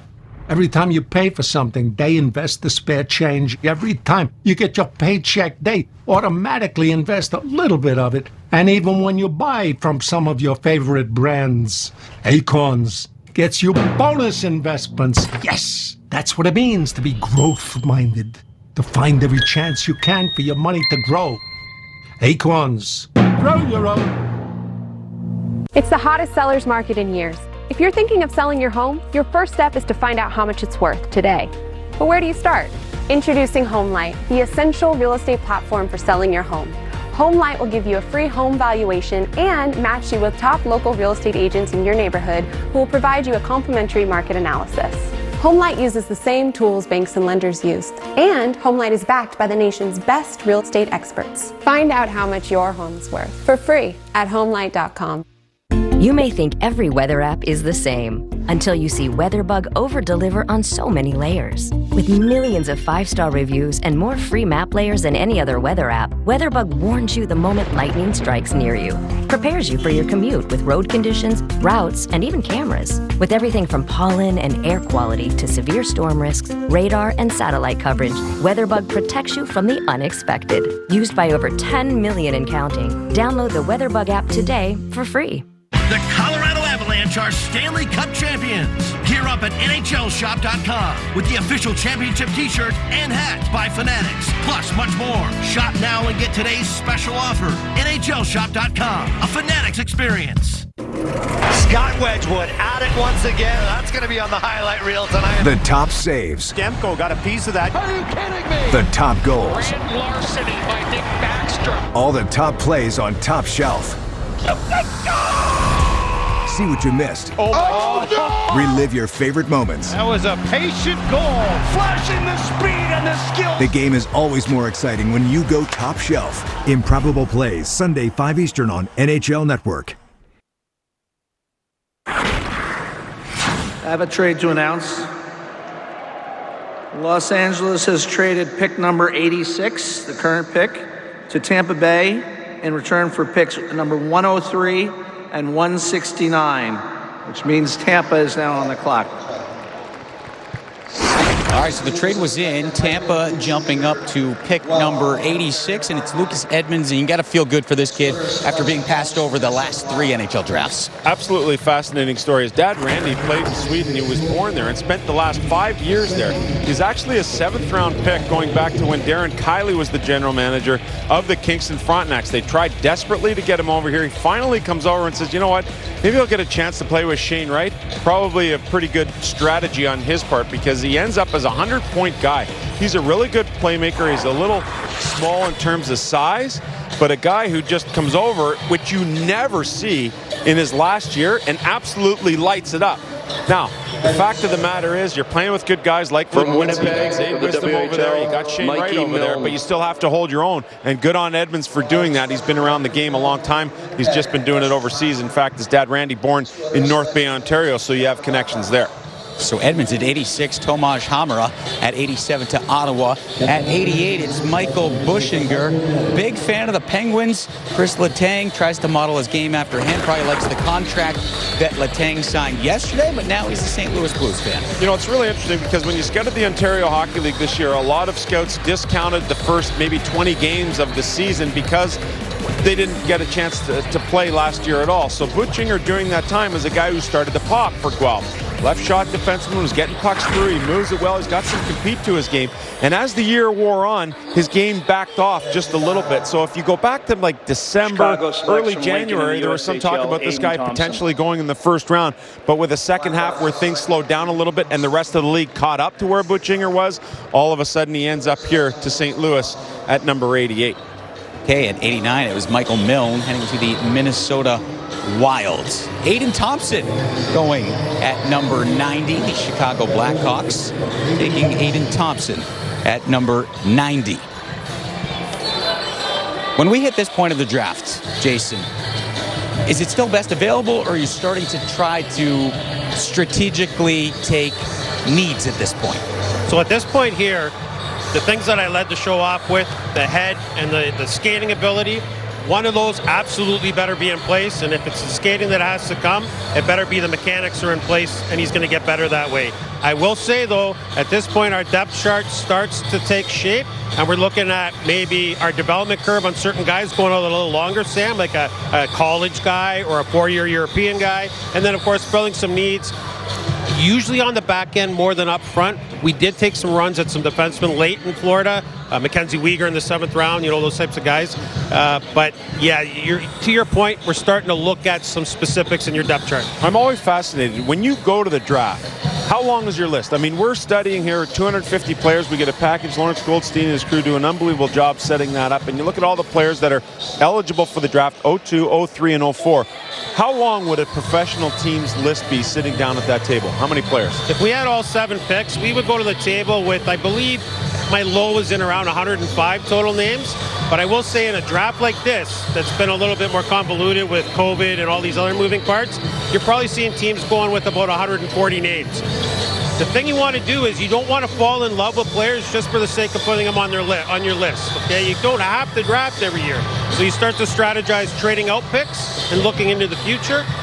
You have to kind of, on the fly, make some adjustments. And how much is that apart when you talk about the analytics of the trade draft pick charts, the valuation charts? How much does analytics start to enter the fray as we move towards the latter stages? My experience with analytics is that it's a harder take for the future draft assets than it is on current draft capital. You have to go get it. All right, we saw one of those teams trading up to get some capital. We saw the Tampa Bay Lightning swapping picks with the LA Kings, 86 in exchange for 103 and 169. EJ, they took Lucas Edmonds. What do you make of Tampa jumping up? You know what's funny, JMO? Every time I see Tampa do that now, I mean, because they've had so much success with picks in the 3rd, 4th, 5th round, and we saw them trade up to get a guy named Braden Point. That worked out pretty well. So Lucas Edmonds is kind of an interesting story, as you guys talked about. He's kind of a guy that's kicked through a couple of drafts. He's a 2001 birth year, actually a January 2001. But he comes over to the OHL this year, and you guys pointed it out. I mean, he just lit it up, 113 points in 68 games. He led all OHL scorers with 79 points. So when Tampa does it, it holds a little bit more weight for me because they've had success in these later rounds, and they've made moves like this that have paid off. So we'll keep an eye on that name down the road. Who knows? But Tampa has shown the ability to find players in this region of the draft. All right, you can see the logo on the screen here. The Boston Bruins are up, and they are being received with some friendly boos. I mean, it's a great rivalry, Boston, Montreal. It doesn't matter how the teams are. It doesn't even matter if they're playing hockey. If the draft's here, Boston's up, and they're taking this much time, they are getting some boos. Very interesting. The Montreal Canadiens are right behind the Boston Bruins. We're all Boston Bruins like to see Montreal behind the Boston Bruins. So maybe the fans are booing because they want to hear their next pick, and Boston is delaying the process. That could be. I don't know, just saying. Lots going on with Boston. You talk about the Pasternak deal. Is that going to get done? Marchand, so on and so forth. New coach. Lots happening in Boston. The Boston Bruins have traded the current pick number 91 to the Seattle Kraken in return for picks number 117 and 132. It means Seattle is on the clock. All right, so another trade right there. Boston sending pick 91 to Seattle in exchange for 117, 132. Jason, what was your philosophy when you were with the Florida Panthers as far as trading back a couple of spots, just accumulating assets and picks at this point? If you really like a player and it's 3 or 4 slots behind, you're going to roll the dice. Even if your grade A guy is the guy that accidentally goes in that mix. You have to be comfortable that there's 2 or 3 guys behind because you never really know who's going to go. So if you trade back 1 pick, that's what you do. If you're trading well back in the draft, you feel confident in your Seattle list later selects from Noble, Ben McDonald. All right, Seattle has just selected, and at 91, they will take.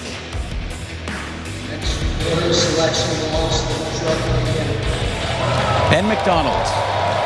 Interesting pick from Weston, Massachusetts. 6 foot, 180 pounds. Played in the Noble and Green U.S. High School in the Prep League. 2nd round pick of St. John in the queue. Maybe may want to try that one after a great Memorial Cup run. But as an NHL-style player, he competes extremely hard. He's got excellent hockey sense, and he loves to play the physical game. And when you love to play the physical game, it usually means you're a tough player to play against, and that's Ben McDonald. And when you were looking at players at this point, there's all sorts of things players can work on, but when you get a compete level and you're tough to play against, you're going to find your way into a 3rd and 4th line on any team at the next level, and that's what Seattle's looking for in Ben McDonald. And his dad, Lane, won the Hobie Baker Award back in 1989. He's Harvard's all-time leading goal scorer. Well, guess where Ben's going? Harvard, following in the footsteps of Pops. All right, at 92, Adam Engstrom for the Montreal Canadiens. So the fans, they were booing Boston. Boston trades that pick. And now they patiently wait, and they get Adam Engstrom. Yeah, it's a fascinating dynamic of what's going on in Montreal right now. You see Marty Lapointe, he's got the highlighter in his hand. He was the head amateur scout. Jeff Gorton takes over. He brings in Nick Bobrov. They sort of share that role. Now Kent Hughes is there as the general manager. Still a lot of guys from the previous staff remaining on Montreal, and we'll see what happens with that group moving forward. Adam Engstrom actually had the biggest jump in the NHL Central Scouting Rankings among European skaters. 81st at the midterm, jumping all the way up to number 38. At 93, Marek Alscher to the Florida Panthers.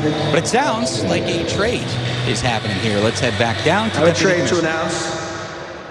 Chicago has traded the current pick number 94 to the Arizona Coyotes in return for Dallas's 3rd round pick in 2023, which had previously been acquired by Arizona, which means Arizona is now on the clock. All right, you got that one? Something to be aware of here, fellas. The 2023 draft is a very deep draft. So when you start to look at 3rd rounders getting acquired for next year, I just want to equate that to what we've been seeing here today. Those are the equivalent of 2nd rounders in this draft, potentially. That's how valuable that pick can be. Connor Bedard, lock next year, because we talked about Shane Wright, lock for the last 5 years. That didn't exactly play out how we thought. The one fly in the ointment might be what happens with Matvei Michkov and how you feel about Russian players at that time. He is a skilled guy, and it would be kind of cool in a hockey bubble just to see those 2 guys go head-to-head. It's not likely to happen with what's going on in the conflict in Ukraine. But, man, you talk about 2 dynamic elite players, Matvei Michkov and, of course, Connor Bedard. Jeremy Langlois. Well, at 93, Marek Alscher. I can give you a nugget on this kid. He's been cooking his own meals since the age of 12. Guess what his favorite dish is? Spaghetti carbonara. Carb load. We could have used some of that cooking last night to get us through day number 2. All right, at number 40, or number 94, I should say, Jeremy Langlois, going to the Arizona Coyotes. Based on what we've seen yesterday and today and maybe just the last couple of years, what is the direction of the Arizona Coyotes? Reader, where does this team want to go? Where do they want to be in 2 to 3 years? Well, I think they want to be competing for a playoff spot at that time. And you can't say you want to compete for a Stanley Cup, even though everybody does. But right now, for Arizona, it's about building young players, building quality players, and building depth of players, and building your assets, as they always say in professional sports, the National Hockey League. But for Arizona, they want to be a place that players want to come to as free agents. And to get there, you have to start winning games. And you have to have a pretty good core of star players to draw in those older free agents that might be able to round out your team and become a championship team. That's what Bill Armstrong's trying to do. He saw it happen in St. Louis with Doug Armstrong when he was in St. Louis. He's trying to do the same thing in Arizona. Build up as many assets and get as many good young players as you can. And fingers crossed that some of these late draft picks turn out to be the Uyghurs of the NHL and step up and become big-time players. Well, you got to have a barn. That part has to get straightened out first before anyone decides that they have to go there. But quite clearly, the immediate direction for the Arizona Coyotes, they're a clearinghouse for bad contracts to acquire additional assets to do so. Their eyes are squarely on one thing, and that's Connor Bedard. I agree with that. Yes, I agree with that. I can only imagine Toronto what's going through selects these from the kids' Chicago heads, because you Steel, saw Nicholas Langlois heading down the Moldenhauer. steps and then had to head back up the steps because he forgot the handshake for one of the family members right there. So Jeremy Langlois going to Arizona at number 94. At 95, EJ, Nicholas Moldenhauer, Toronto. Yeah, he's got to be thrilled. I mean, it's a Toronto kid that ended up going to play in the USHL with a really good program with the Chicago Steel. And remember, with the Toronto Maple Leafs now, Ryan Hardy was the general manager in Chicago. He's probably got really good, strong ties to that program still with the Steel. And this is a kid, he's a smart, adaptable player.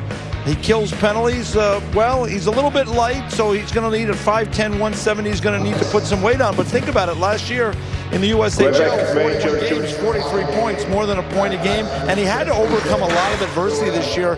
He dealt with a really nasty cut to the face where he needed 175 stitches to close the wound. He missed 21 days. He came back, scored a goal in his first game back. So Nick Moldenhauer, wish him nothing but the best and going to play for his hometown team. All right, at 96, Jordan Dumais heading to Columbus. Dumais finishing this past season on a ridiculous heater, Sam. 37 points, final 12 games for Halifax.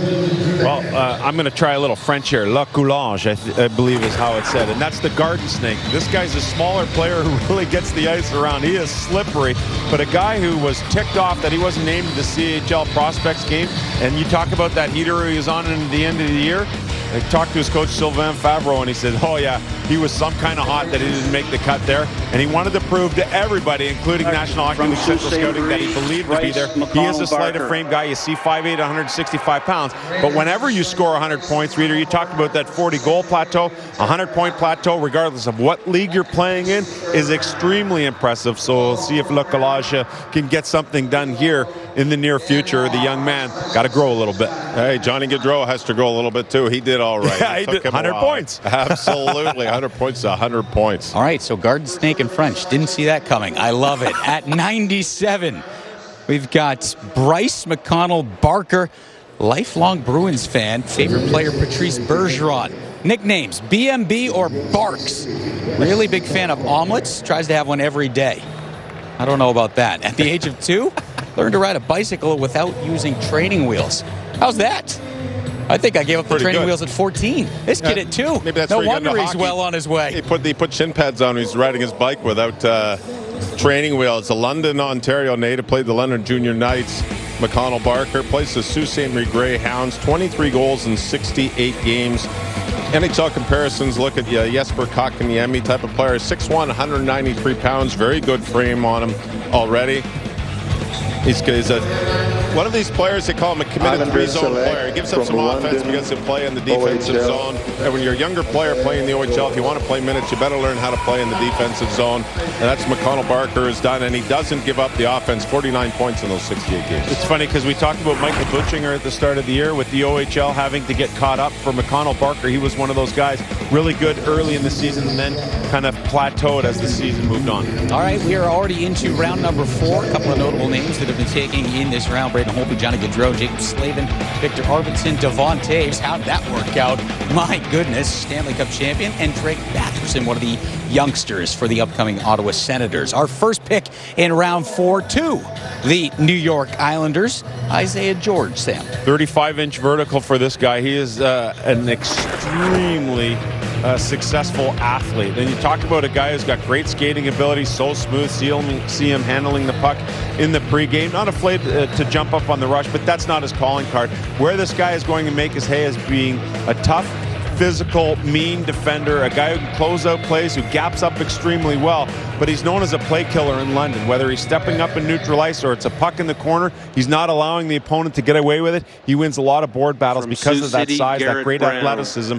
Talk to Luca Del Belbaluzzi, he says, oh my gosh, this guy is as strong as can be. He's at the combine, he's walking around, he's all ripped, kind of like you, JMO, when you go to the gym.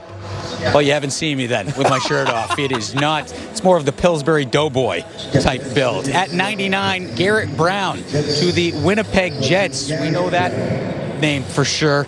Dad, Curtis. He played 736 NHL games between Buffalo, Chicago, and San Jose. So son Garrett selected at 99 to the Winnipeg Jets, Jason. Well, I mean, bloodlines, right? It sometimes matters. And I mean, when you have got the work ethic and you've got that pedigree in your back pocket, there's some work to do with this prospect. We all get that. But listen, he's going to put in the work. It's worth the risk at times. His dad's going to be there saying, hey, kid, this is the way you got to do it. So let's get on the path. Let's get on the horse. And on the horse he goes. And away we go to pick 100. Kraken, again, they had 11 picks on day number 2, so this is yet another one. And they take Tyson Jugno at number 100. We look at the Seattle Kraken team, and the way it's been composed from their scouting perspective, they took a lot of guys that were former head scouts elsewhere. I think about Darren Yopik, who was in Minnesota. Mike Dawson, who held that role in Carolina for a short time. You've got Jeff Crisp over there. You've got Robert Cron, who used to be with Carolina. So you have a number of guys and a lot of strong opinions in the room. And then, of course, you have Ron Francis, the cool two-way guy who was a National Hockey League star, who has to control all of this and watch what Seattle does. They do have a measure of analytics that enters into the fray here. Alexander Mandrycky is a big part of that, and continuing to learn on the job here.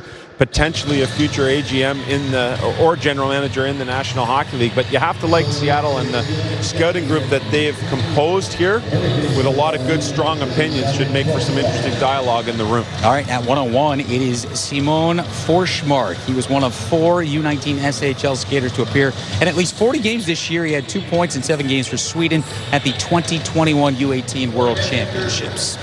Marcus New Jersey Pedersen selects is a from comparison Prince to George, Forsmark. Tyler He's actually voted the best defenseman in the J20 League in Sweden. Only played 23 games, had 27 points. He also played in Örebro in the SHL, another teenager playing in the men's league. Didn't have any goals, 3 helpers in those 41 games. Excellent skater, great puck mover, great two-way defenseman, not only with moving the puck, but also in his own zone. Very good with making the play, seeing the play, getting the puck out of his own zone. Carolina shoring up the back end in a few years with Forsmark.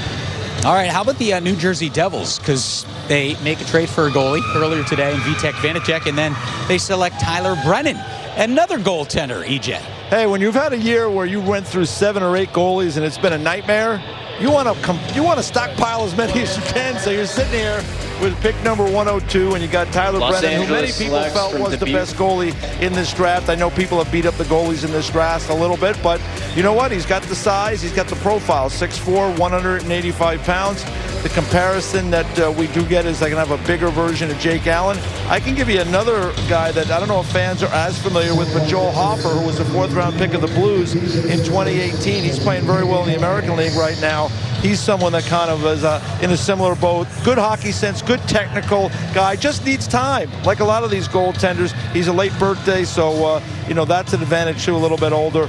Played in a tough situation in Prince George this year. Wasn't a great team, but he had 4 shutouts, and an .899 save percentage isn't bad in that circumstance. So you draft him, and you hope he can develop into something. But the Devils, they're looking at just stockpile goalies and find their guy that's going to be the one to take over down the road. He grew up as a Arizona Coyotes fan, considers Mike Smith a friend and a mentor, so a good guy to look up to for Tyler Brennan. From At Dubuque, 103, from Kenny Connors Stephen for Halliday. the LA Kings. Scout speak on him. Connors, one of the most improved players in the USHL this year. He's dogged in his pursuit of the puck, an athletic and tenacious two-way centerman that blends size and speed to be the perfect third-line shutdown pivot in the future. How about 104, Steven?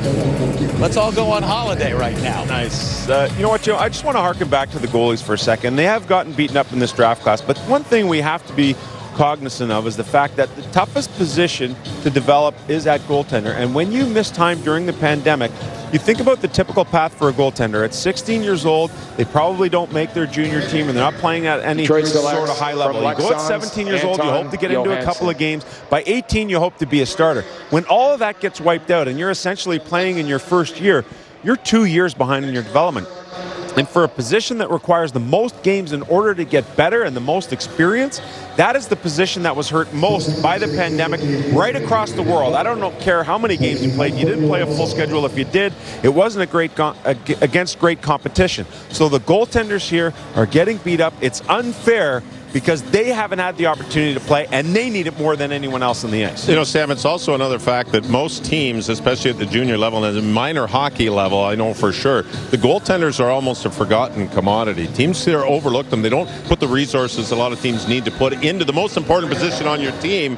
And that's why there are certain years you just see a little bit of a downswing in goaltenders. And I agree with you, Sam. It's been tough over COVID, but also it is even in the National Hockey League, I don't think teams put enough resources into having goaltender coaches and really not even coaching the guys they have, going out and looking into, you almost need to look at the U14s and U15s to see where these young goaltenders are starting. You know, it's fascinating you say that, because in our show on Sportsnet last night, we had the conversation that really dealt with player development. And I know, Jason, you talked a lot about where player development is going. If you even go back 5 years, that was underdeveloped with a lot of NHL teams. But you're thinking about paying a guy $5, $6, $7, $8 million. The price you spend on a couple of player development guys that actually go in and do the work and spend time and give the kids a little love, that is money well spent. Now you're starting to see it expand into that goaltender sector, and it's a little late in the fray for that to be happening, but the most important position requires the most love. Well, speaking of spending money, Reader, at 106, Mats Lindgren, when he's homesick and he wants meatballs and lingonberry sauce, guess where he heads? IKEA. I do that too. Furniture and a great meal. Yeah, well, that's because he's dual citizen with being Canadian and Swedish. His father, Mats, played 387 NHL games, Edmonton, New York Islanders, and Vancouver. Lindgren's a left shot defenseman, plays out in Kamloops. He's a beautiful skater, beautiful puck mover. He's I would have to say more of an effortless skater. I hated playing against those guys who are just totally effortless. He's 5'11", on the smaller side, a left shot defenseman. Put up 44 points in 68 games with Kamloops, and he had 7 in another 17 in the playoffs. Extremely smart, very good, high IQ, and when you're 5'11", you're a defenseman, you better compete. That's what Lindgren does. He competes as well as anybody. He'll get a little bit bigger, a little bit stronger, be able to compete against the bigger players, not only in junior, but pro moving forward. And he'll get an opportunity to play in a Memorial Cup next year. It's been a pretty good run for Kamloops. You think about Connor Zary, Logan Stankoven, Dylan Graham, the Rangers prospect that's coming out of this Kamloops Blazers organization. Sean Cliston doing a great job, and they get that opportunity to host the Memorial Cup next year, which is really special for guys that we've seen come out of this Kamloops program. Special day for Ben King, too, who's been pissed over in the draft the last 2 years. He goes at 107 to Anaheim. 52 snipes this year. Played on the line with Arshdeep Bains, who was actually signed as a free agent. Also with the Red Deer Rebels, over 100 points. So too was Ben King, a pro style of game, a guy who started his career with Swift Current. Brent Sutter and his crew there doing a good job to make that acquisition. He's turned into a star under Steve Konowalchuk in Red Deer. Well, the Sharks going goalie hunting at 108, Mason Beaupit. Never played goalie up until Pee Wee. His first time in net, his team got crushed. But Mason made a great pad stacking save on a breakaway. Told his parents, buy me the equipment. I'm a goalie. Man. It's an expensive proposition for parents moving forward. All right, how about at 109? This pick is the biggest player, the biggest human in the draft, I believe. Bolchenkov is 6'6", 234 pounds. He's a big, massive forward. He plays his off wing, so he opens up to the middle of the ice coming off the rush. I'm going to tell you, with his reach, if the stick is in his right hand and he drops the left leg, it's an impossibility for a defenseman to body up. They're going to have to rely on angling and leaning. And, I mean, that's what's that, an NFL linebacker coming down the wing at you, right? So this is a big, big guy. Backdoor on the flank on the power play. He goes to the net looking for tips and rebounds. When he gets position around the net, an absolute giant to get out of there. When I first started scouting this kid, he reminded me a little bit of a Nick Antropov back in the day with the Toronto Maple Leafs. But his mechanics, Reader, you can especially, I don't know, did you play with Nick? I didn't. I play with Nick now in our alumni games. So Nick's... Which is saying... Have the mechanics changed? Well, his mechanics... No, he's huge. He reaches around the corner. It's crazy, the reach and the stride that man has. But this kid here, like his skating mechanics from the hips down are much better than what Nick's were. And Nick was a very efficient NHL player. Great straight line player. Oh, and you couldn't hands. stop him when you're that big. You get yourself moving. Yeah. In today's game, these tall players have got great skating mobility. Daniil Orlov. Kirill Dolzhenkov, a.k.a. Gronk, with the way he is built, and a big leadership guy. All right, at number 110, the New Jersey Devils. Jason, we're going back to you on this one. Daniil Orlov. Well, again, this is interesting, isn't it, guys? Because we're taking runs at these guys in the middle of the draft that potentially could have been higher picks. This kid's a great skater. Explosive out of the gate, really fast in open ice. Beautiful glide. His pace is his primary element, and when you project him at the next level, he's going to be a power play contributor. The New York he distributes it more than he shoots it. Offense is the element that they're looking for here. He finished 7th among all MHL skaters in time on ice per game this season, 22-22 in 20 games played. Had his best stretch from early October to January, 21 points in a 29-game span. Elliott's having a heck of a performance the last 2 days. Let's check back in with him. Elliott. Well, Jameson, first of all, we want to make the Luke Cunningham trade official. He has been traded from Nashville to San Jose for a 3rd-round pick next year and John Leonard. So Leonard goes from the Sharks to the Predators. Just another situation to keep an eye on. We've been talking a lot about the goalie market. We're seeing players go off the board. Vanacek traded today to New Jersey. Husso traded to Detroit and signing a 3-year extension. Yesterday, Minnesota signed a 2-year deal with Marc-Andre Fleury, bringing him back. Now, you'll remember, Fleury started the playoffs last year, but Cam Talbot finished them. Cam Talbot's representatives have met with Bill Guerin a couple times on the weekend, and Guerin has said publicly he wants to bring them both back. The question at this point in time is if that's going to be possible. Talbot, he hasn't spoken yet, but the word is he's definitely unhappy, and the message has been conveyed. So we'll see where this goes in Minnesota. There's no doubt goalies are wanted and needed. About 14 teams entered draft weekend looking for them. All right, Elliott, thank you very much. Yeah, Bill Guerin obviously wants both players back. The question is, does Talbot want to return in that scenario? The thing is, when you look at the goaltending market and you're Talbot and you're sitting there, I can go and start somewhere else. There's that much of a need around the rest of the league. So you don't want to sit back there and say, yeah, I'm going to play as a 1B guy and I'm going to play, even if it's an even split, which rarely happens these days. You want to go and be a starter. You have the opportunity that if you go and start somewhere, get an extension, make a good amount of money as you get later on in your career. So if Talbot were feeling that way, you can't really blame him. Guys, going back to the Marty Brodeur days, I'll date myself a little bit more, the Grant Fuhr days playing under Mike Keenan, 74 games, 75 games starters played. Now these guys are getting paid $4.75 to Husso, and he's only going to play, in my estimation, between 55 and 60 games. Like, the whole landscape's changed. So when you're looking at guys like Cam Talbot and these other goaltenders, if I'm a 1B and I'm going to play 30 games, let's just say, I better be getting paid appropriately on top of all that. I reference that more to the free agents than Talbot because he has a contract, but you understand where I'm going with it, because starters are getting paid starter money but playing less games. Marc-Andre Fleury came over to Minnesota, started to play a couple of games. Cam Talbot came back to play, got a shutout. I think it's a great thing Bill Guerin's done. He's created competition, and you know what? It's a long season. Let the season play out. And Jason, I agree with you. Both these goaltenders on the older side, on the other side of 30, they're both going to share the net. And when it comes down to the end of it, you want to win. This could be one of the best goaltending tandems in the National Hockey League. And if you want to win, we'll see how it goes around trade deadline time. All right, picks coming fast and furious here in round number 4. Noah Lava, David Gardner, Amadeus Lombardi, and last but not least, Cole O'Hara at 114. We'll be back with 1:15. Dallas on the clock.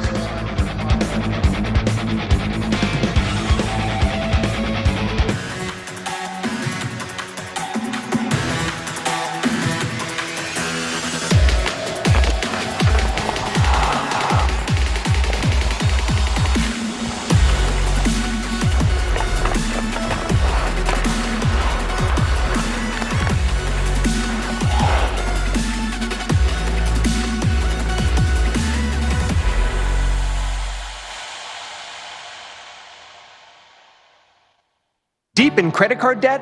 Did you know Credit Associates can help you reduce that debt? First, there's the total amount of credit card debt you owe. Whoa! We can reduce that by almost half. Those decades you'll be in debt? We reduce that down to as little as 24 to 36 months. Lastly, how about the stress from being in debt? We can help reduce that too. Visit creditassociates.com for free information on how we can reduce your debt and save you thousands.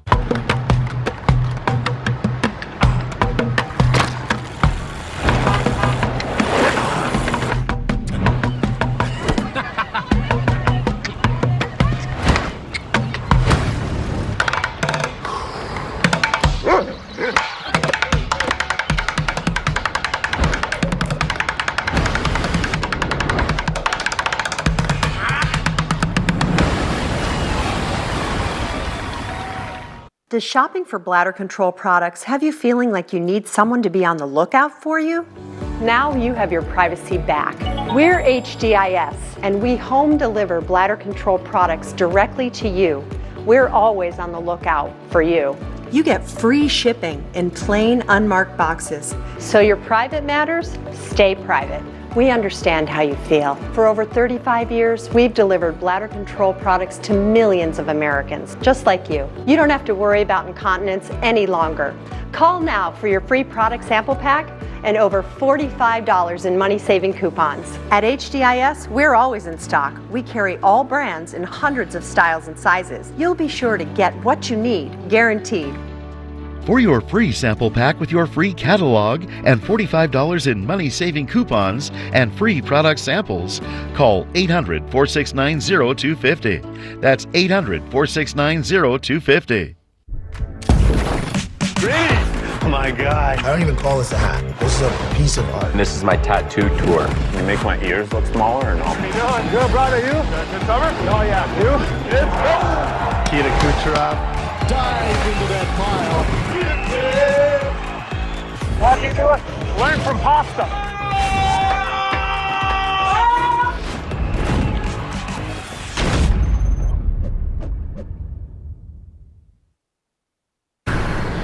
Welcome back. You're watching day 2 of the NHL entry draft here from Montreal. Gavin White went to Dallas at 115. Here is Angus Booth putting on his King sweater at 116. Given name Angus, likes to go by the name Gus. Jason, tell us about Gus. Well, Gus just came out of the Memorial Cup Championship tournament in the CHL representing Shawinigan. He's a transportable defenseman. He moves the puck, but he always keeps the play in front of him. And what I mean by that, he's very low risk. From his net to corner, he's always containing off the wall. He's never ahead of anybody. And then off the rush, when he makes a pass, he still stays behind instead of getting into give and go position. There's more to this kid's game. His mechanics are good. I see better offensive instincts. I think it might be a confidence or get up and go thing for him. There might be something in the tank offensively for him moving forward. He needs weight. He needs a little more confidence. His EJ at 117. Cole Spicer off to Minnesota Duluth. What can you tell us about him? Yeah, you know, he's another program kid. Was from North Dakota. One of only 5 guys to come from North Dakota to play for the National Team Development Program. And you know, he's a utility player right now. He's quick. He's got some speed to his game, but he's got to put on some. He's got to put on some muscle. He's 5'10", 175. One scout kind of said he reminds me a little bit of Brett Berard, who was drafted by the New York Rangers in 2020, a 5th-round pick. He's a little bit taller, maybe a little bit thinner than him, but he's one of these guys you like the intangibles, you see some upside, you draft him, you let him go into that incubator, go over to Minnesota Duluth, play your college hockey, see where you go from there. But he's certainly someone that's going to have to put on some size to play in the NHL. All right, so Boston back on the clock here. They just took Cole Spicer, and in typical Boston fashion on the road in Montreal, they took up a lot of their allotted time. And again, the booze came down. Well, Boston just made another pick here at number 119.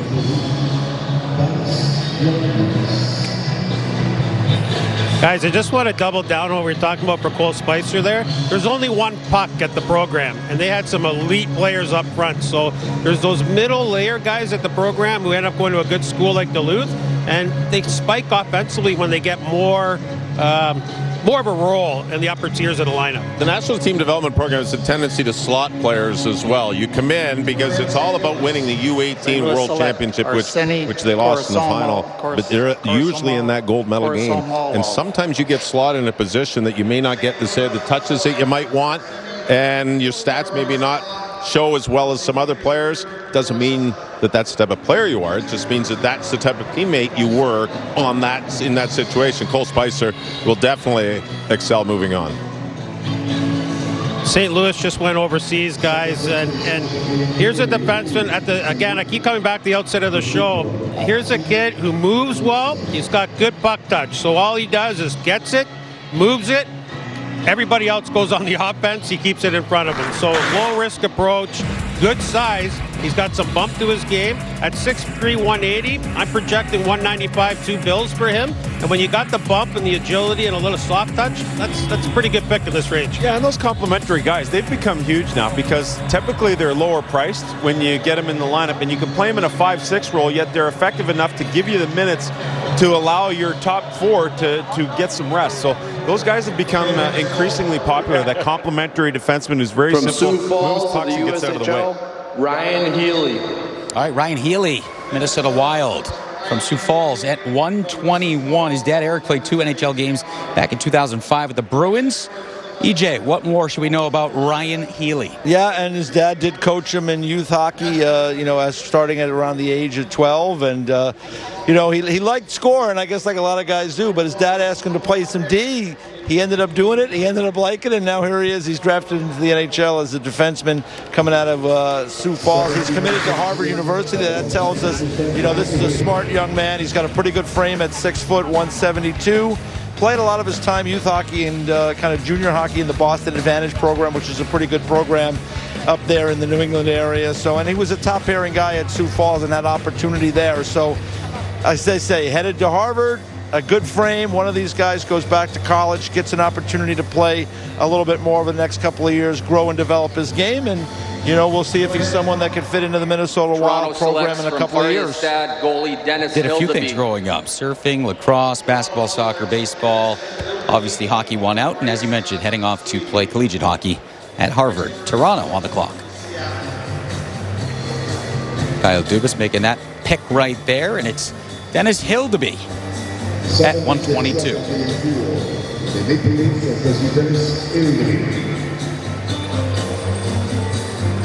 All right, Seattle, we'll wait on that pick. But as far as Kyle Dubas and company... I was just going to say, is this the goaltender round?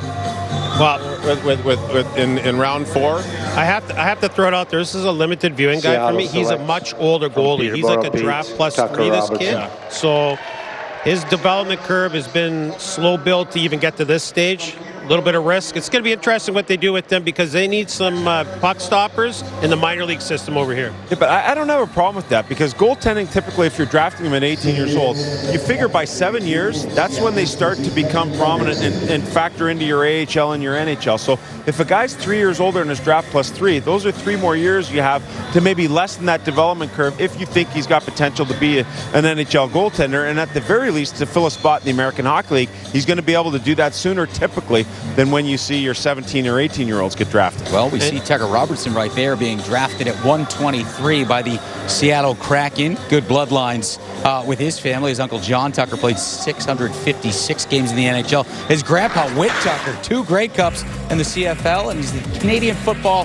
Hall of Fame. Not too shabby. Yeah, 41 goals. This is a guy who's been through the draft already. And so when I was in Peterborough in March, from the U.S. talked to Derek Walters, the coach there. Rob Wilson is the head coach over there. Andrew Werner, all guys that have had great experience throughout the game at various levels. And they said, oh, yeah, this guy plays a pro style of game. You have to watch. He's got a little bit of physicality to his game. Of course, he can shoot the puck, but he has that knack around the net to find soft ice. And once he gets there, he's got the hands to finish. 41 goals, evidence of that. All right, at 125, Florida Panthers taking Cruz Lucius. 124, I should say. EJ, we know his brother, Chaz. Drafted by the Winnipeg Jets last year. He's a more high-skill guy, Chaz Lucas was. Cruz Lucius is a little bit of a different player. One of the comparisons is to a Jasper Foss player. Remember him with the Rangers and now with the Carolina Hurricanes. He had some injury issues this year. That kind of slowed his development. Missed 5 straight months due to a fractured wrist and then a shoulder injury, but a tough player, kind of hard to play against. He's a little similar to Devin Kaplan, who got drafted by the Philadelphia Flyers, the Jersey kid. He's a little bit better skater, Cruz Lucius, but he's not quite as heavy as Devin Kaplan. But again, a hockey family there, and someone that now plans on going to the University of Wisconsin. Again, needs time to develop, but plays a harder game and a good frame at 6'1", 184. All right, we are heading back down to the draft floor. Elliot Friedman in place. Elliot, every time we come down, it's goaltending news. Is this the same? No, this is different. This is a big developing story around the NHL draft. And a future Hall of Famer, Duncan Keith of the Edmonton Oilers, is going to announce his retirement. Keith had another season under contract with the Oilers. He's not going to play it. Just an incredible career. 3 Stanley Cups, Conn Smythe Trophy, and as we mentioned, he's going to be going to the Hall of Fame someday. Just, it was a tough decision for him, I think. He got traded to Edmonton last year, wanted to be closer to his family. I think there was a question about would he come back and play one more year. He needed some time to wrestle with it, and he decided against it. Now, there are salary cap implications here.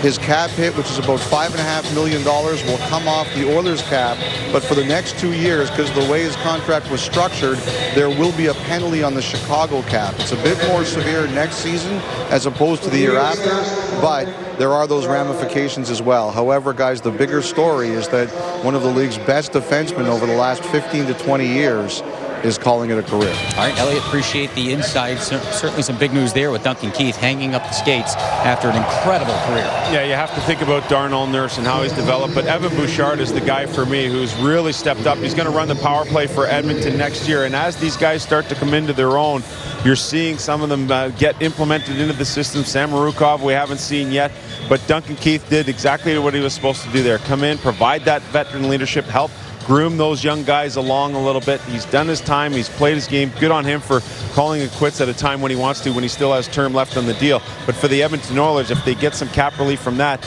based on what they did with Cassian yesterday, it opens up a lot of possibilities for Ken Holland and his group moving forward.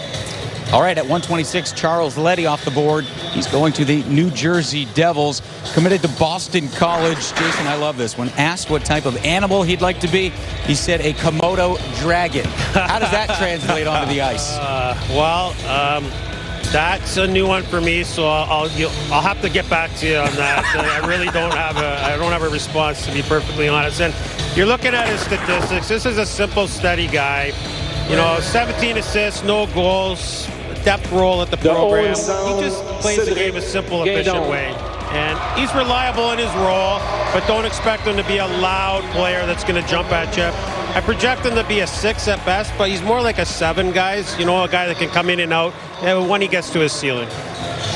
All right, the Komodo dragon. First we've heard that. Maybe a good penalty killer. I don't know how that translates. All right, at 127, Cedric Guindon, Montreal. Montreal coming up with back-to-back picks here at 127, 128. Always good to see the draft in the town when the picks are made. There's a great crowd on hand here for day number 2.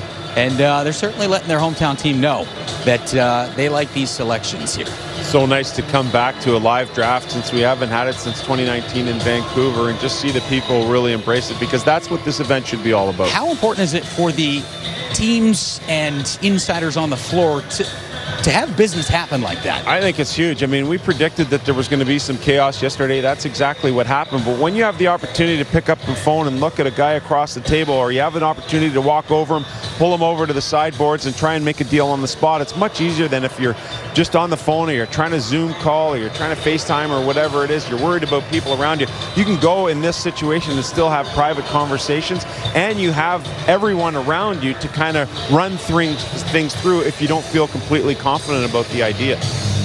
It sounds like a simple observation, guys, but I can tell you from experience, when you're on the floor and you start to talk about a transaction, or whether it be a trade or a trade of a pick, it doesn't matter. If I'm looking at you, Sam, directly in the eyes, I'm reading how you're reacting to what I'm telling you. And I know that sounds like I can pick your brain without actually picking your brain. I'm looking to see what your reaction is, and there's no substitute. It's like in-person scouting. It's an in-person transaction at the executive level. It's way easier in the building.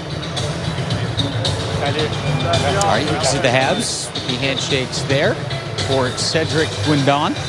The Habs will be back on the clock here, and they already are. We're about 1:06.5 to go here. So it sounds like something could be happening. We shall see. We're going to get a quick timeout here, live from day 2 of the NHL entry draft from Montreal. We'll be back with much more coverage of the draft after this.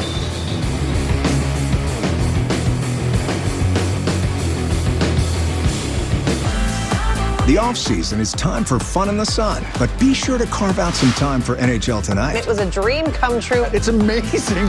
Get the whole picture on NHL Tonight, part of Hockey Summer on NHL Network. Imagine a knife taking this much abuse and didn't need sharpening. Introducing the incredible NutriBlade knives. They're coated with granite stone non-stick and made of stainless steel, one of the hardest substances on Earth. Now everyone can chop, slice, and dice just like a pro. The Easy Grip rubberized handles deliver incredible control and accuracy to chop salads in seconds and cut frozen solid meat with ease and get razor-thin slices every time. The non-stick surface means food slides right off and they're dishwasher safe. Plus, they'll stay razor sharp guaranteed. A complete set of chef knives can cost you hundreds, but today you can get this professional 6-piece set of NutriBlades for just $29.95. Order right now and we'll even ship them to you free. Now get your own NutriBlade knives from Granite Stone, the last knives you'll ever buy. Call 1-800-580-8308 or go to buyNutriBlade.com. The Colorado Avalanche are Stanley Cup champions. Gear up at NHLShop.com with the official championship t-shirt and hat by Fanatics, plus much more. Shop now and get today's special offer. NHLShop.com, a Fanatics experience. With a trade announcement, Montreal is trading pick number 128 to Vegas in exchange for Vegas' 4th round pick in the 2023 draft. Vegas is on the clock. All right, so the Vegas Golden Knights trading up to get a goaltender, and with that pick, they select goalie Cameron Whitehead, who had a very hot start to the 2021-22 season. 6-0-1 in his first 7 decisions, .944 save percentage. He is off to Northeastern University. Why he chose that school? Well, they got a full-time goalie coach, and it's just a 7-hour drive from his house. I assume there's schools closer than 7 hours, but I guess he really liked Northeastern and what they are building towards in the future. Once we see that first goalie come off, is that kind of a run on goalies? Like, because we've seen a lot of goalies coming now, not none in day number 1, but it seems like once that first one's picked, other teams are like, all right, time to get ours. And probably a little bit of the uncertainty with what's happening through the pandemic, and you're saying to yourself, are we going to take a chance on a guy that we have some limited information on that fills a position that we have a lot of in terms of defensive forward, or we're going to do it at a little bit more of a rare position where it's more of a question mark, but maybe you try and hit a home run there at the goaltending position. All about development with goaltenders, isn't it? Just patience. Arizona selects And you can't have St. enough Andrews, of them. Matthew Morgan. You talk about Toronto Maple Leafs are running short of goaltenders for the American League team and for their East Coast League team. I mean, if you have an injury, you have to have a place where you have goaltenders playing to draw from. And it's crazy to think about all the goalies that Toronto had. When it comes to Wall, Campbell, Mrazek, I mean, they just had a plethora of them, and they all at some point injured, Ian Scott to a couple more on top of that. It's amazing to think that, oh my gosh, you have 7 or 8 and still not enough. The challenge there is you still have to find places for those guys to play. All right, round 5 officially underway. We have 2 picks already down, 130 and 131. Again, just a reminder of who you could steal in round number 5. Jamie Benn, Brendan Gallagher, Zach Hyman, John Klingberg, Connor Hellebuck, and Kirill the Thrill Kaprizov. Hard to believe he was a 5th round pick back in 2015. All right, Jared Davidson off the board at 130 to the Habs, and at 131, Reader Matthew Mording going to the Kachina Sweaters out in Arizona. Love those sweaters. A very interesting pick, Matthew Morton. He got the opportunity to play for Canada at the U18s. He played at St. Andrews College, which is a prep high school in Canada. And the prep high schools in Canada are not like they are in the States. And to be able to be drafted out of these schools is tremendous. He is a left shot defenseman. He's 6'4", 203 pounds, lots of room to grow. He battled a little bit with the speed at the U18s. He's a very good skater, moves the puck extremely well. But playing at St. Andrews, he didn't have the level of competition that a lot of people would have liked to have seen him at his age. But you know what? That's not going to be a problem, because this young man He's going to develop. He's committed to Harvard University. Teddy Donato does a great job with defensemen at Harvard. I know Teddy personally and played with Teddy in Boston. He's a great coach. He's developed a lot of great players. Morton is going to have a great opportunity for Arizona, the patient team in this year's draft. So Matthew Morton, the Burlington, Ontario native, off to the Arizona Coyotes. All right, at 132, taking a look at Frederic Brunet right there, the Boston Bruins. Always fun to watch these moments and the embraces and the hugs. And I always wonder what they say to the parents, right? Because it's a lifetime of 6 a.m. morning skates and things like that. And you've got to say your thank yous in about 2 seconds before you take the biggest walk of your life up to the stage to get that sweater that you will represent, hopefully, at some point in the future. And it's cool because someone in the 5th round who has that many handshakes and that many people around, I think it's an unbelievable thing to see, the support that remains here, because that can be a difficult task. You're sitting there, you're going through round 3, round 4, oh my goodness. You get to round 5, you're able to have that relief and really share that amazing moment with your family and friends. Big moment here for Alex Bump at 133, heading to the City of Brotherly Love and the Philadelphia Flyers. He was named the Minnesota Associated Press Hockey Player of the Year in 2021-22. When he was young, his parents nicknamed him Big Al.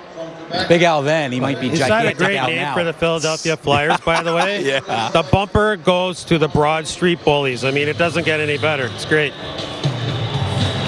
It's an exciting time for these guys. It's so great that it's in person, you know, so they can all do this. All right, 134. Veselad Komarov to the Buffalo Sabres. Sabres have been busy the last couple of days trying to acquire Matt Murray. Sounded like that fell through at one point. But what do you foresee for the Buffalo Sabres? And at what point is Buffalo kind of making that push again towards the playoff picture in the Atlantic Division? We need a goaltender in Buffalo. They've got great young defense. You got Rasmus Dahlin, and then you got Owen Power. So that's a pretty good 1-2 right there to start with. How about the addition of Alex Tuch last year? That was huge. That was huge because you brought a guy who's a Buffalo guy, wants to play in Buffalo, loves the city, want the team to succeed. All of a sudden, that team became a team when Alex Tuch got in that locker room. And it's amazing what a team's in the bottom of the standings. If you've got a good locker room, all of a sudden you're winning these games because you're winning them as a group and as a team. We saw it in Ottawa. They've done a great job there. We're seeing it in Buffalo. Steve Yzerman is getting there in Detroit. It's the same type of thing. You're building a chemistry within that group, and you're giving a team identity, and Alex Tuch was huge on that. Buffalo's done a great job. They've had a lot of draft picks. They're doing the right thing. You hate to say be patient, Buffalo fans, because they've been patient enough for long enough. They want to see a playoff game, let alone winning a championship, but I like what's going on in Buffalo. They've had their run of general managers, and now Kevin Adams comes in there, and he's tasked with the most difficult thing. What am I going to do with Jack Eichel? And he doesn't buckle to the pressure. He stays the course. He remains patient, and he makes a great deal.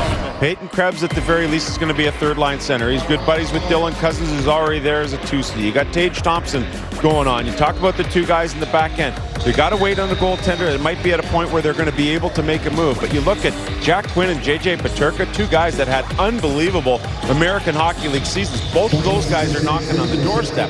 And now you build this huge prospect base. You have to love the fact that, hey, Buffalo is getting it done under Kevin Adams. It really seems that he and ownership are in place. Probably unlike the general managers previous to him, and I give Kevin Adams a lot of credit for what he's done so far. Awesome to see Jordan Donovan.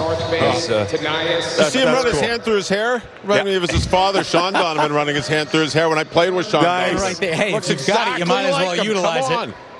Yeah, this is going to Ottawa. This is fantastic. That's cool. It's Sean Donovan. What an unbelievable guy. He grew up going to Sens games. Yeah, it was. Right? He's his dad's a scaling coach. Sean Donovan, his father, played over 900 games in the NHL, could absolutely fly. Yeah. And he was a big man. He played forward. Wasn't the greatest goal scorer, but boy, oh boy, we needed a guy to get in the forecheck and create energy. He was a warrior. That was his father. Yeah, and this is Jordan Donovan. Jordan Donovan's the same. He's a big kid. He's 6'1", 182. Absolutely owns his edge work. Skating is this young man's go-to. He can close gaps in the neutral zone as a defender. He's got great stick work. He's got all the systems in place as a skater. And the thing that he needs to work on are his hands and his skill game. And that's something that, you're drafting the 5th round. You drafted to Ottawa. Very comfortable with the situation. He's going to be able to go to camp. He's playing in Hamilton. Didn't play a lot throughout the class, a young player, because they're a top team in the OHL. Went to the Memorial Cup. But bright future for Jorian Don. Look at the smile on this young man's face. He knows everybody. Hey, Deej, how are you? I just saw you yesterday, buddy. How you doing, man? Hey, I know you. That's just great, though. I mean, his dad, Sean, does such a great job with the organization. You talk about player development and dealing with prospects. Sean does an amazing job in that regard. It's coming to fruition here at the NHL level, and will continue to move forward for Pierre Dorion. All right, so Donovan right there at 136. At 137, it's Tanias Thurin. He was named the Scholastic Player of the Year for North Bay in 2021-2022. Tanias spelled backwards, Saints. We'll go down to a couple of Saints of our own, EJ and Jackie, with a very special guest. Guys? Jameson calling us Saints. That's a choice here on day 2 of the NHL Draft, but very excited to be joined by Danny Briere. Is this thing flying by as fast for you as it is for us? Because we can barely keep up. I'm trying to keep up with our list, too. I'm struggling myself. Oh, my goodness. Like one pick after the other. Rapid fire, EJ. Yeah, well, everybody wants to get to the airport now. We're back to the old days, and especially now with the flights as they are, maybe we need even more time. So, at any rate, thanks for jumping in with us. Danny, you're with the Philadelphia Flyers the last couple of years. How has it been for you to transition into this management role? How much are you enjoying it? It's been awesome. I'm loving it. Having a chance to touch on a little bit of everything. I've seen a lot of these prospects doing my rounds, the pro hockey, American League, NHL, traveling around. It's like the old days when I was playing, lots of travel, but I love it. I missed it, and it's, I have such a good group of people to work with. Chuck Fletcher, Brent Flair, Barry Hanrahan are awesome. So it's been awesome. And sticking close to the game, albeit in a much different role, but, we've watched some of the picks the Flyers have made thus far, and EJ's looked at me a couple of times and said, that guy just looks like a Flyer. Cutter Gauthier in particular. What can you tell us about him? Because I'm a believer in sort of the swag, the way a kid walks, what he decides to wear. Like, I think those are very telling about the confidence level of a prospect. What do you think? I agree, and that was part of the things that we were attracted to. Obviously, his play on the ice was the most important part, but that's not a secret. We didn't have a very good season. The last 2 or 3 years have been tough on the Flyers. We felt that the culture is probably not where we wanted it to be. That's where Torts comes in, as you know, and try to surround him. I mean, Sean Couturier will be back. We have a lot of guys that will be back, but we want to bring some guys that has that swagger, that leadership qualities, and we felt that both Cutter Gauthier and our next pick too, Devin Kaplan, we felt they're both bringing that. You played in the league for a long time on a lot of different teams. How important is it, do you feel, for a team to have an identity, to have a character? I think you don't realize how important it is until you lose it. And last year we were going through the season, and it was frustrating. Going to games when sometimes you don't have the fight back. So I think it's important. We need to find that swagger back, and that's what the Flyers are kind of known for. I'm not saying we're going to be the Broad Street Bullies again, but why not? Come on, mix it up. No. But a little bit more of a swagger, and again, also Tony DeAngelo. I think we'll bring a lot of that. Yeah. So it's I'm very excited about the last couple of days. And that's another kid that's got no shortage of confidence. That's for sure. You mentioned Torts, John Tortorella, and before he was hired, Cam Atkinson had kind of come out and said, vouched for Torts, said that he thinks he'd be a great head coach, and their history, of course, dating back to the Columbus Blue Jackets. When a player like Cam Atkinson comes out and voices his opinion that way, especially about someone like John Tortorella, right, who is very well known in the media and has a certain perception amongst hockey fans, how far does that go for some of the younger guys in the locker room and that maybe haven't crossed paths with a John Tortorella type to have Cam Atkinson speak that way? And sometimes you have to be careful. Even myself, before we interviewed Torts, I was probably lost a little bit in the perception and listening to that a little too much. I was really surprised by how much he cared about his players and how much the players that have played for him, appreciated him. Not always in the moment, but sometimes when they move on and they realize how good he was to them. And part of culture process that I was talking about, we felt Torts was, the best in the moment. And he likes dogs. So, you never can go wrong with that. He's a big dog guy as well. How was it for you, by the way, being here in Montreal for the draft? Because you're a Quebec kid, to be here at the draft and now be a part of this from a different perspective. How has it been personally for you?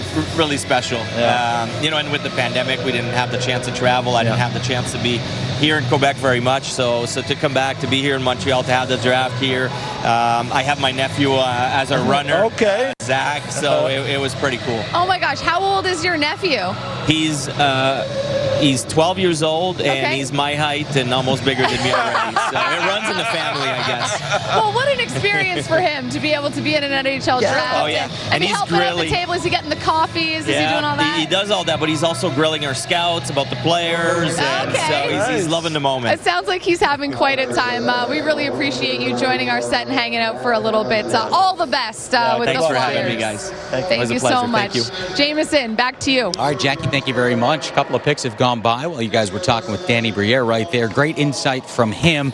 A couple of the names that have gone off: Sergei Ivanov, Connor Vidson, Jake Furlong, Peter Hauser, and the latest name to go is Matthew Maggio. But Sam, let's talk about Jake Furlong. Are you a horse racing guy? Giddy up. Oh, yeah. Well, Furlong's an interesting character. You think about some of the Nova Scotia defensemen that have come out, like Jared McIsaac, Cameron Wynot, Justin Barron.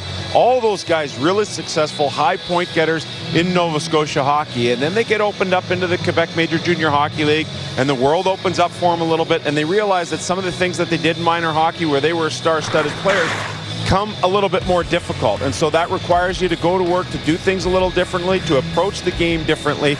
And he's just going through that phase right now. A second-round pick of the Halifax Mooseheads. From Mount He's St. just Charles, a steady Eddie type of guy. Cameron and realizing O'Neill. that, hey, maybe my best asset is the ability to play a simple game as opposed to being a point producer when I was in minor hockey.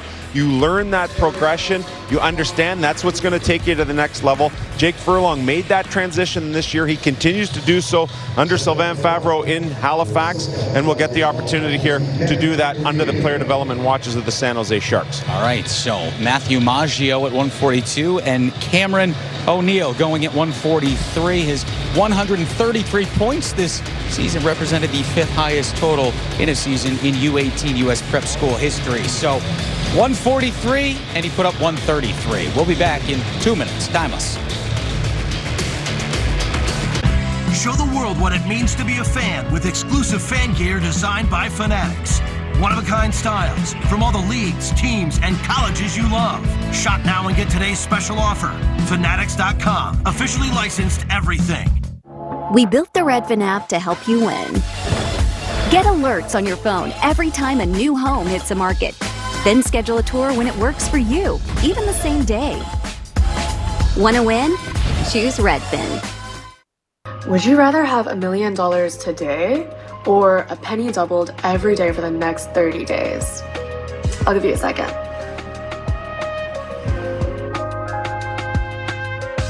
Here's the math. A penny doubled every day for the next 30 days definitely beats $1 million. With over 20 million downloads, Acorns is how you save and invest for your future. Get started in minutes and give your money a chance to grow in the background of life. It's the hottest seller's market in years.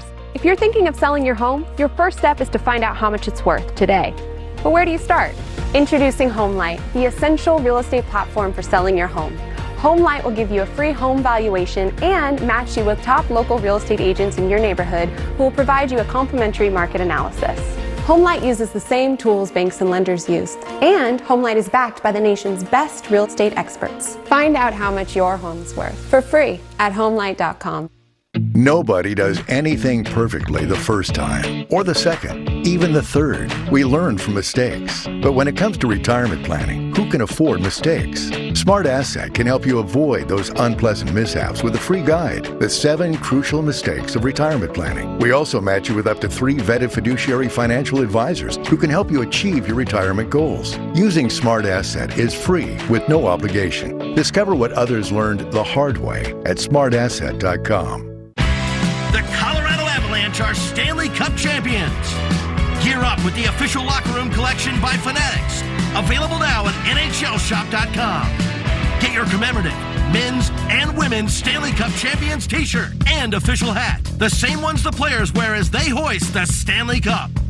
Plus, other one-of-a-kind championship designs and collectibles. Don't miss out. Shop now and get today's special offer. NHLShop.com. A Fanatics experience. An incredible play! The playoffs are full of unforgettable moments.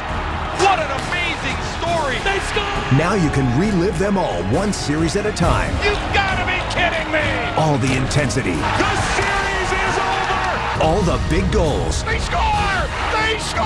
All of one series, all in a row. Welcome to the Stanley Cup playoffs. Series in a day on NHL Network Daytime.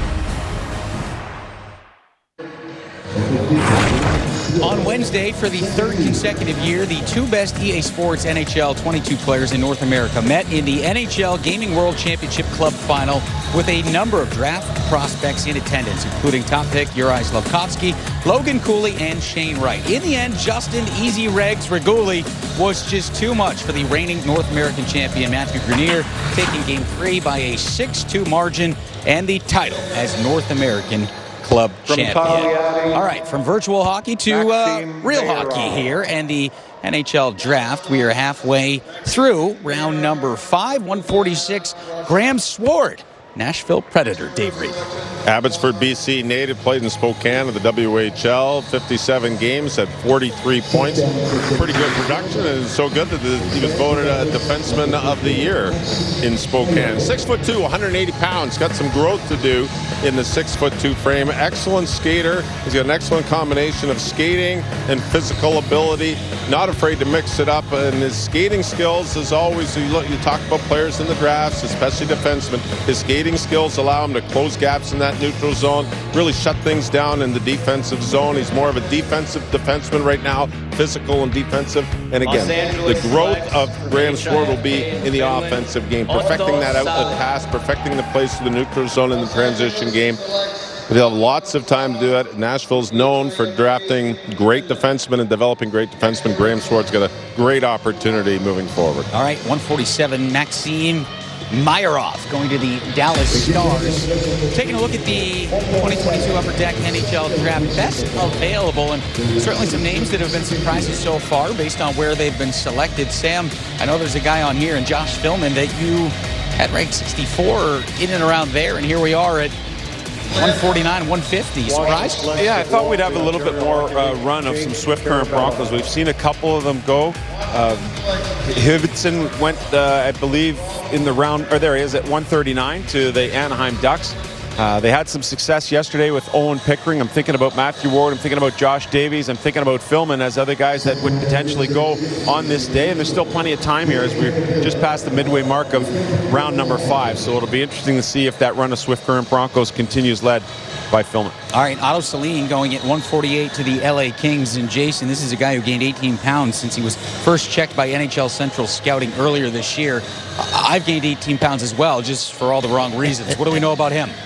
Well, you know, again, I don't want to sound like a broken record here, but you look at his statistics. He's got a little bit of offense to him. The Finnish Junior League, by the way, is high-end Tier 2 hockey in North America. It's not excellent level hockey, okay? So I don't project his offense necessarily to get to an elite level as a prospect. But having said that, he's built like a fire hydrant. Like, the kid's 205 pounds. He's 5'11".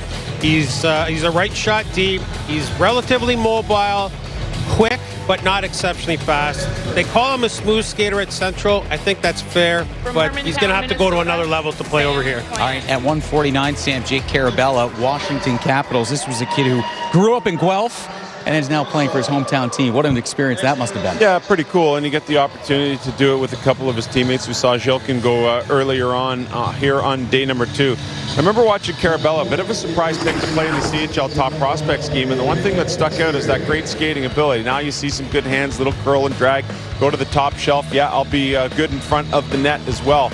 But when you have the opportunity to play with a bunch of like-minded players, sometimes it's tough to find that ice in the high-leverage situations, yet you have to fight through that. So it's that great skating ability as the foundation.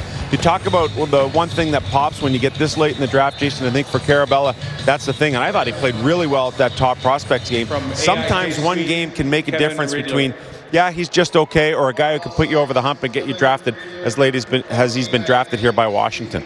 I'll tell you what a good prospect game does. If you're a high-end player and you don't perform very well, you almost get a little bit of a hall pass. Guys like this they pop in a prospect game, it keeps us going back and tracking them again a little bit more later on. So it's good for a kid like that to come to our attention at an event like that. And I think Jagger Firkus would be a real good example of that. Absolutely. If you go back to this year's prospect team. He was excellent in that game. Speaking of unique names, how about 150? Zam Plant, EJ.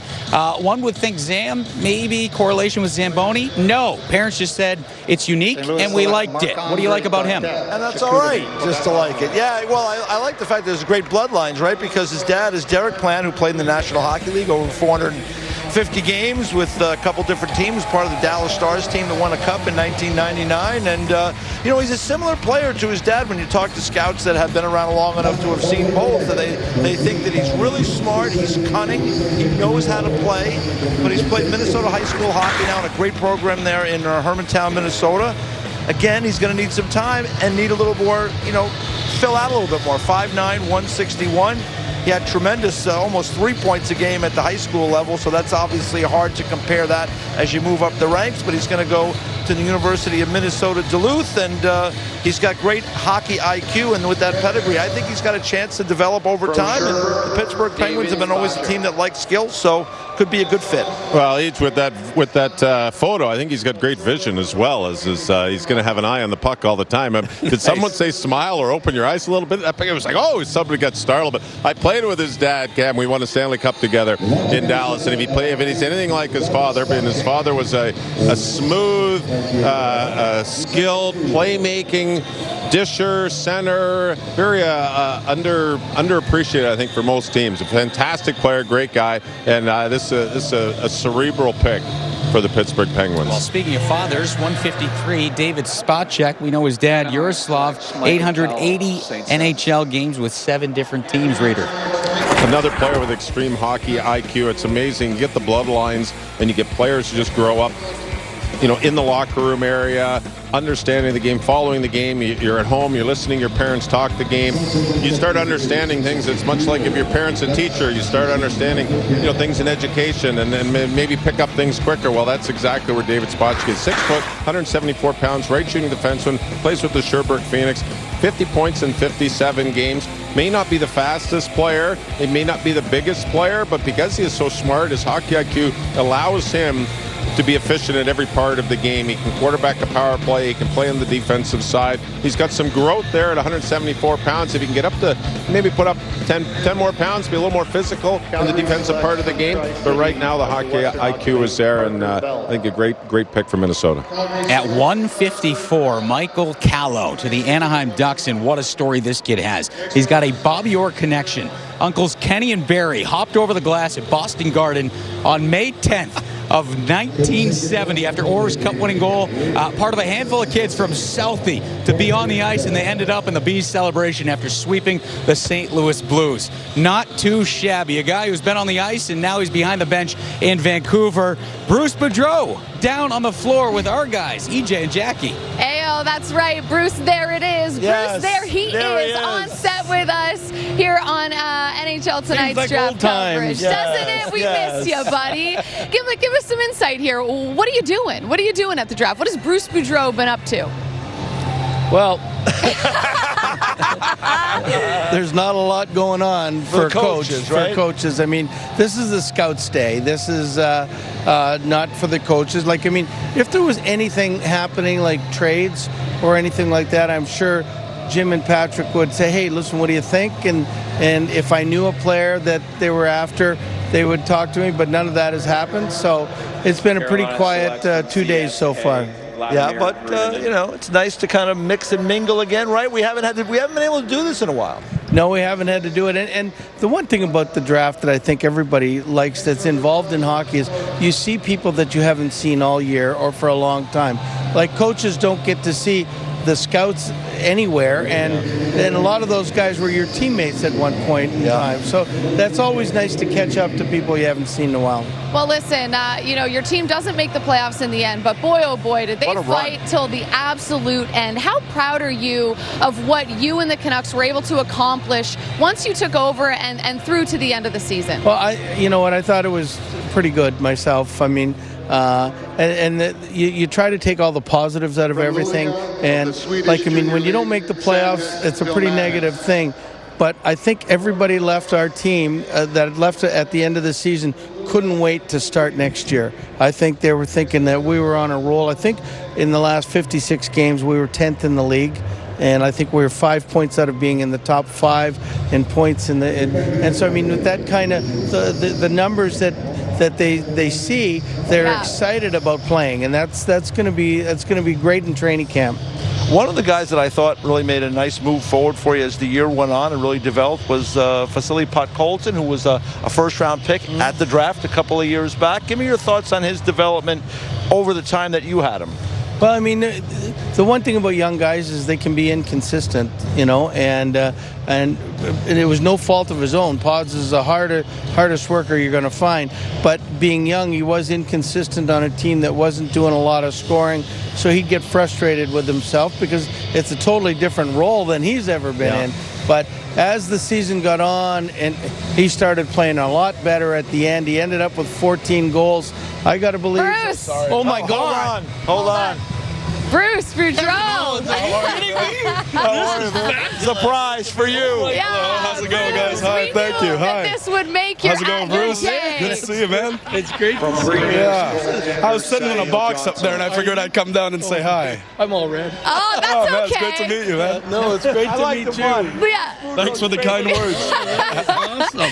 Well, Bruce, Is that what it said? That's good. It said yeah. Bruce Boudreau's favorite wrestler, which that's is a hell of a highlight. When are you coming factual. back? A couple of weeks, I think. Yeah, I'm feeling all right. I'll be there soon. You can still talk. You're the best talker they got going. Yeah, it's up to them. But July 30th, SummerSlam's coming up. So, I know you got to be in it. Yeah, I got you. I'll do my best. And I'm telling you, I'm going to phone Vince if you don't get the title shot that you deserve. I'm right there for you. I appreciate that. Pull some strings I want to for be me. the new Lou Albano to you. Hey, man, you're hired immediately, no doubt.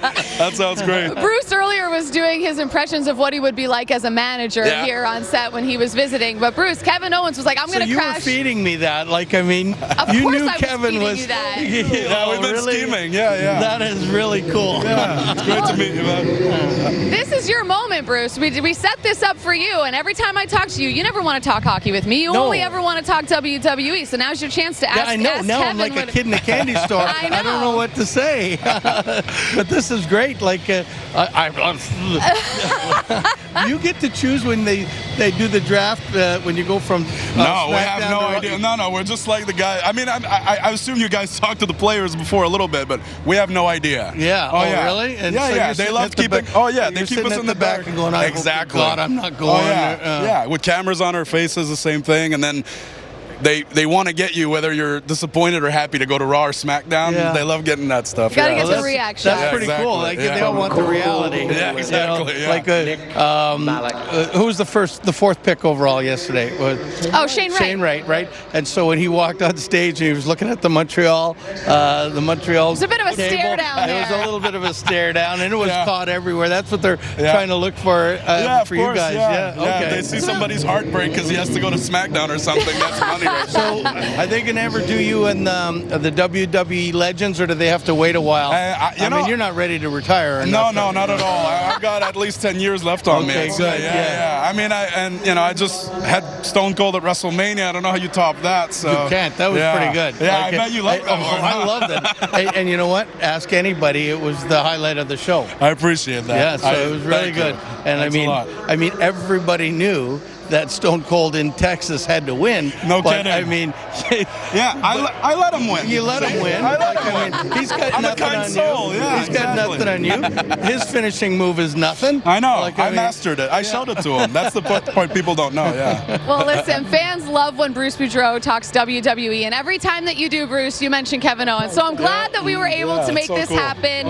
Hopefully. Well, it used to be Bret Hart because he was the first Canadian I knew, but then he's by the wayside. side, and now KO's back there, but nobody talks better than him, so he's the most entertaining guy on television. Thanks, Bruce. I appreciate it. I'd say you're the most entertaining coach in the NHL by far. So. Well, for the most teams, anyway. Well, Bruce, you've been gifted quite a few times, and that's because you have a great personality and colorful language at times, but you're I never do that. Colorful language is not Wrestlers don't swear. Absolutely Never. not. I've never gotten fined for saying the F word on I'm TV. sure you've never, ever gotten in trouble ever, Not KO. once. Not once. Well, listen, you're less red, so we'll let you guys go get a picture. Round 6 is about to begin. KO, thank you so Thanks a lot. much. Thank you. This is literally... Get a picture with him? Hell yeah, let's do it. Of course. We have to go to break, though, so we're going to send it over to Jamison Coyle. Yeah, Jackie, before we go, what is Kevin Owens' finishing move, and can we get him to demonstrate it on EJ or Bruce and put him through the desk before we go? Jamison is asking if you can perform some sort of finishing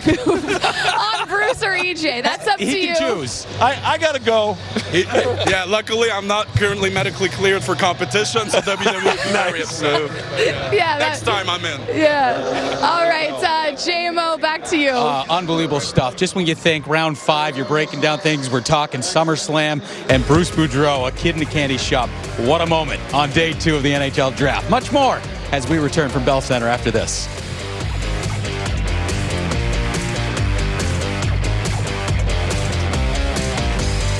Angie's List is losing the list. From now on, it's just Angie. Oh, I get it. You're all Gen Z now. Not exactly. Hi, it's because now you can compare upfront prices and book a service instantly. Sounds easy. Super easy. Start your home project at Angie.com. Mom, are you okay? I'm fine, honey. I just needed more oxygen. I also want you to know when my time comes, you won't have to worry about the cost of my homegoing. What do you mean? I was able to get final expense insurance, so you'll have enough, even a little extra. I just called the Final Expense Network, and they approved me right over the phone for $25,000 of coverage. It was so easy. I didn't even need a medical exam. I'm just glad you're okay. I love you, Mom. The average funeral costs $10,000. If you're age 50 to 80, why worry? For as little as $1 a day, you can have peace of mind from the brand names you know and trust. Your rates will never increase, your benefits will never decrease, and your policy can never be canceled. It's just one simple phone call. Knowledgeable people are standing by to help and answer all your questions. Call now, 800-238-9377. That's 800-238-9377. The Colorado Avalanche are Stanley Cup champions. Gear up at NHLShop.com with the official championship t-shirt and hat by Fanatics, plus much more. Shop now and get today's special offer. NHLShop.com, a Fanatics experience. Welcome back. You're watching the NHL Entry Draft Day 2 here live from Bell Center.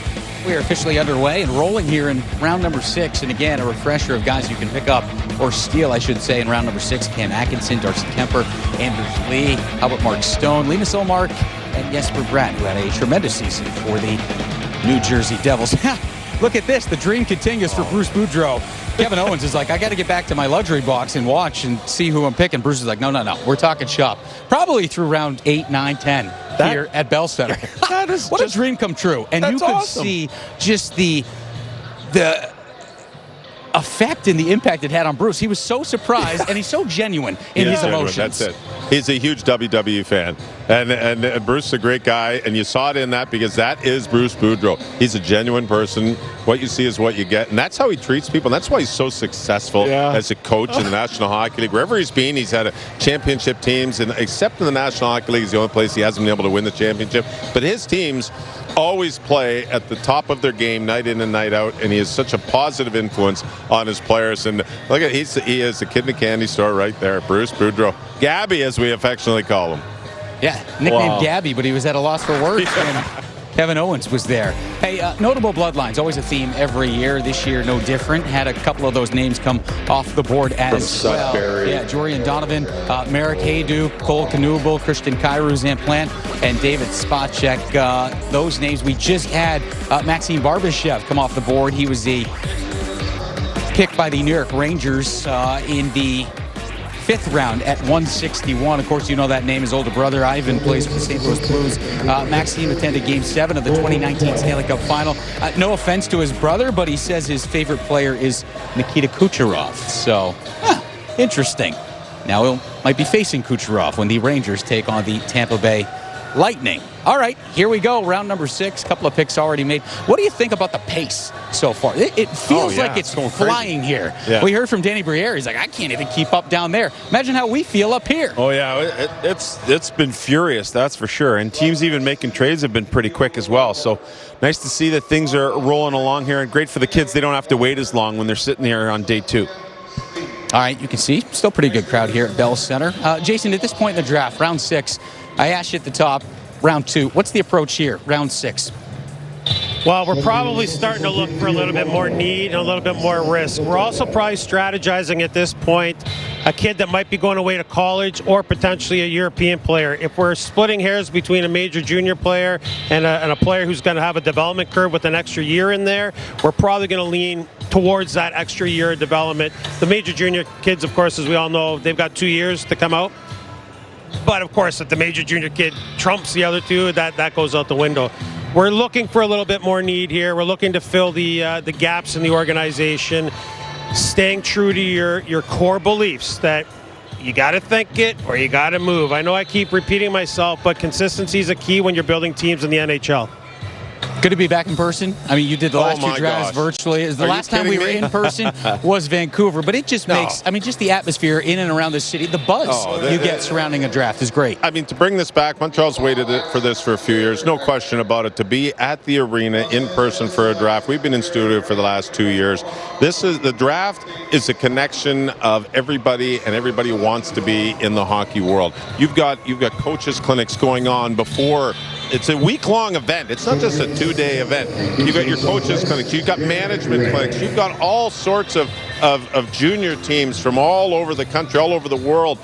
Anybody who wants to be involved in the game is here, and that's the fun of it, as you see and connect with people you haven't seen in a long time. I walked the concourse through the draft. We did a pre-show and a post-show. I walked the concourse, and I couldn't get 100 feet without stopping and having someone yell or to see someone, whether it's an agent, an ex-teammate who's now involved with a general manager, a junior guy who's involved at junior, and it's a lot of fun. And doing this live, watching these names go off the board and trying to keep pace and trying to keep up with what's going on and see the emotion of not only the player but the parents, and hearing the screams in the building. There's been when a few of players them go, today, loud ones. This is what the draft is all about. This is a life-changing moment for all of these young players, and it's a huge moment for a lot of these teams, especially in the first couple of picks, because these are possible franchise players that were selected yesterday. So no, absolutely wouldn't change this ever. It has to be in person. And it just seems like as we talk about the pace, it's come to a snail's pace here. They take up a lot of their time. But theme's certainly always a big player in these drafts. We talked bloodlines, we've talked goalies. Once one goes, domino effect. Are you starting to see any other themes or trends so far as we are halfway through round 6 here almost? I think you're starting to see some older players that have been through the draft a couple of times because you have a little bit more certainty. And there are some teams that do their due diligence a year before the draft year. And when you have that opportunity to do that and build a bigger book with more information, you can track that player. Is he growing? Is he skating better? Has he become stronger? What are the habits like? Those are all things that you can track when you start scouting a little bit earlier, so you get a true read of what that trajectory is like. Sometimes if you just pick someone up in their draft year, you might be missing some of those things. And I think about an Owen Pickering, who in his Bantam draft year at 14 years old was 5'9", 6'4" now. So those things can be tracked, especially if you're scouting in your draft minus 2 years. Some teams go down that road. I think that's a trend that should become more popular as we move on. Nice helmet. That's great. Did you see the crowd shot before outfit. that, though? That guy, I think he had more scouting reports than we have up here on the set. Oh, good. Although that face, I don't know. This guy right here, look at the draft detail he's got. Awesome. Like he's, all right, knowledgeable when is Montreal fans in pick? Montreal. Well, they just got Emmett Crotto, and he's a goaltender. They picked at 162. So reading the scouting report on Emmett's, we just saw Jake Richard go off at 170 to the Buffalo Sabres. Jake Richard, he finished second among all USHL rookies in assists this season, 30. After just 2 points in his first 16 games, he picked it up. He closed the year with 46 in his final 40. He is off to the University of Connecticut to become a Yukon Husky. We are off to a quick commercial break. Things are slowing down a little bit, probably picking up. We're at 171, 172 is next. And Bruce, again, poor Kevin Owens. He's not going to leave Bell Center anytime soon. Look at Bruce in his element down there. Bruce, there he is. We'll be back.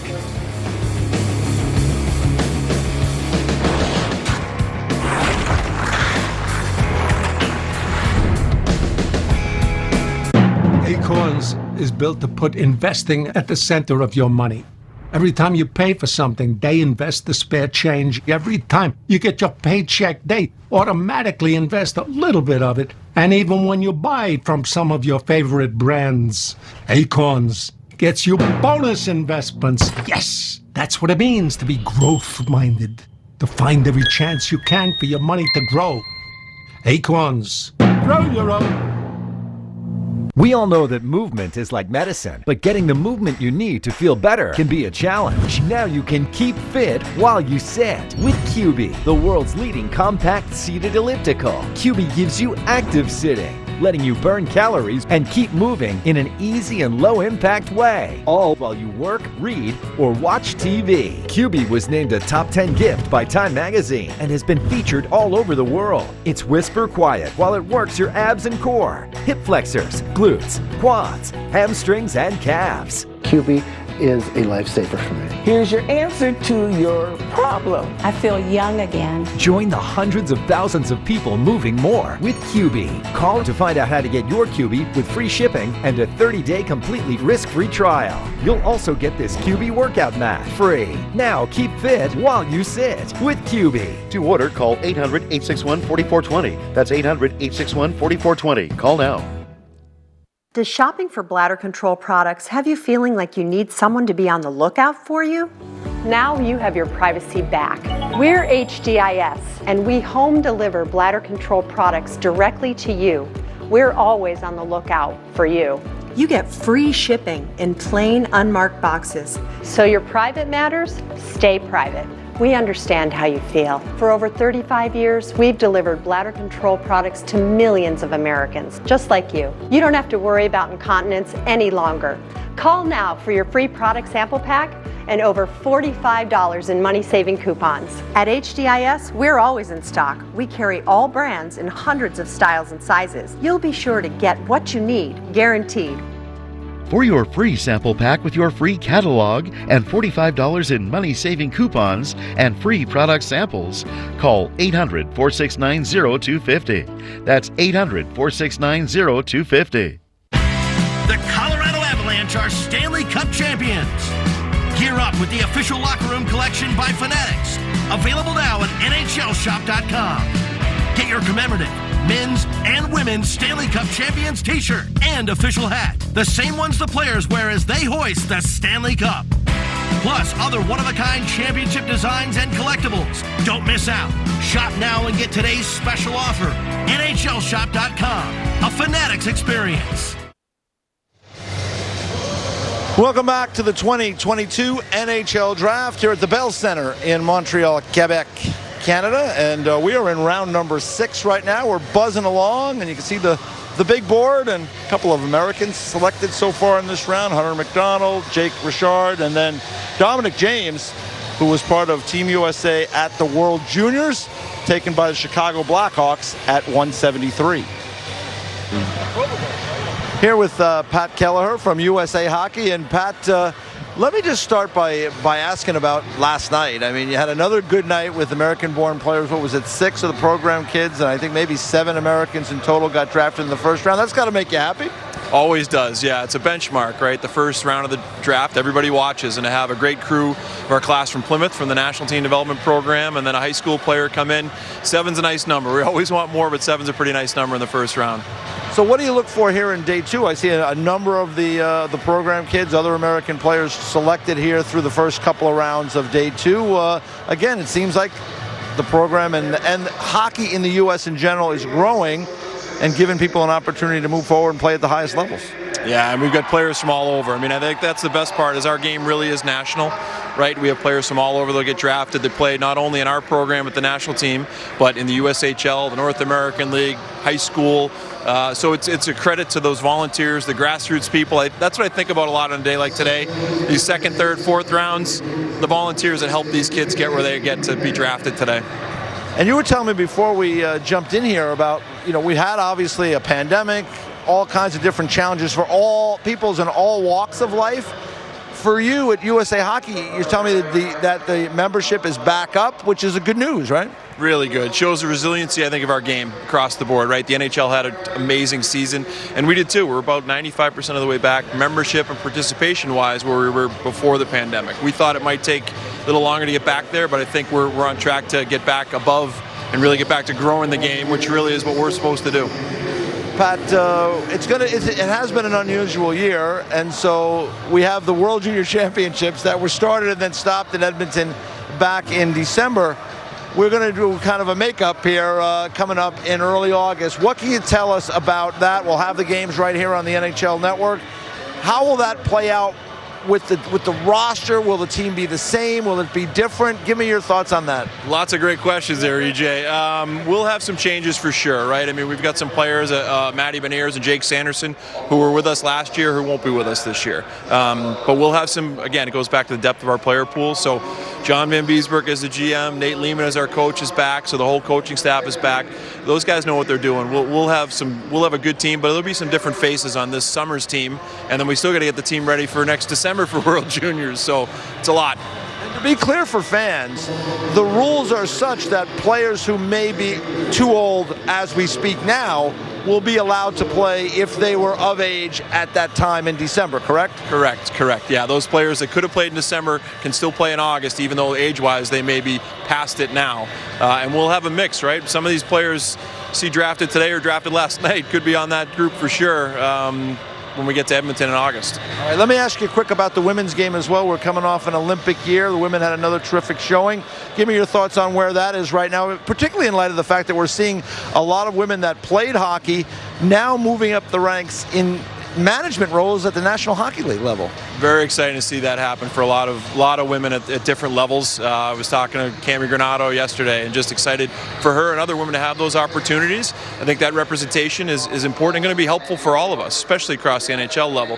For us, it's still the grassroots. How do we grow the game? More girls and women playing than we've ever had before. And at the highest level, our women are getting set to go to camp in August. And we have the Women's World Championships at the end of August coming up, which we haven't had in an Olympic year before. So after a difficult loss in the Olympic final this year for our women, I know they'll be fired up to get back out on the ice in August. It's going to be a busy August in hockey. You're going to be busy. Thanks so much for taking the time today, and I look forward to both those events coming up in August and into September. Always a pleasure, EJ. Thank you.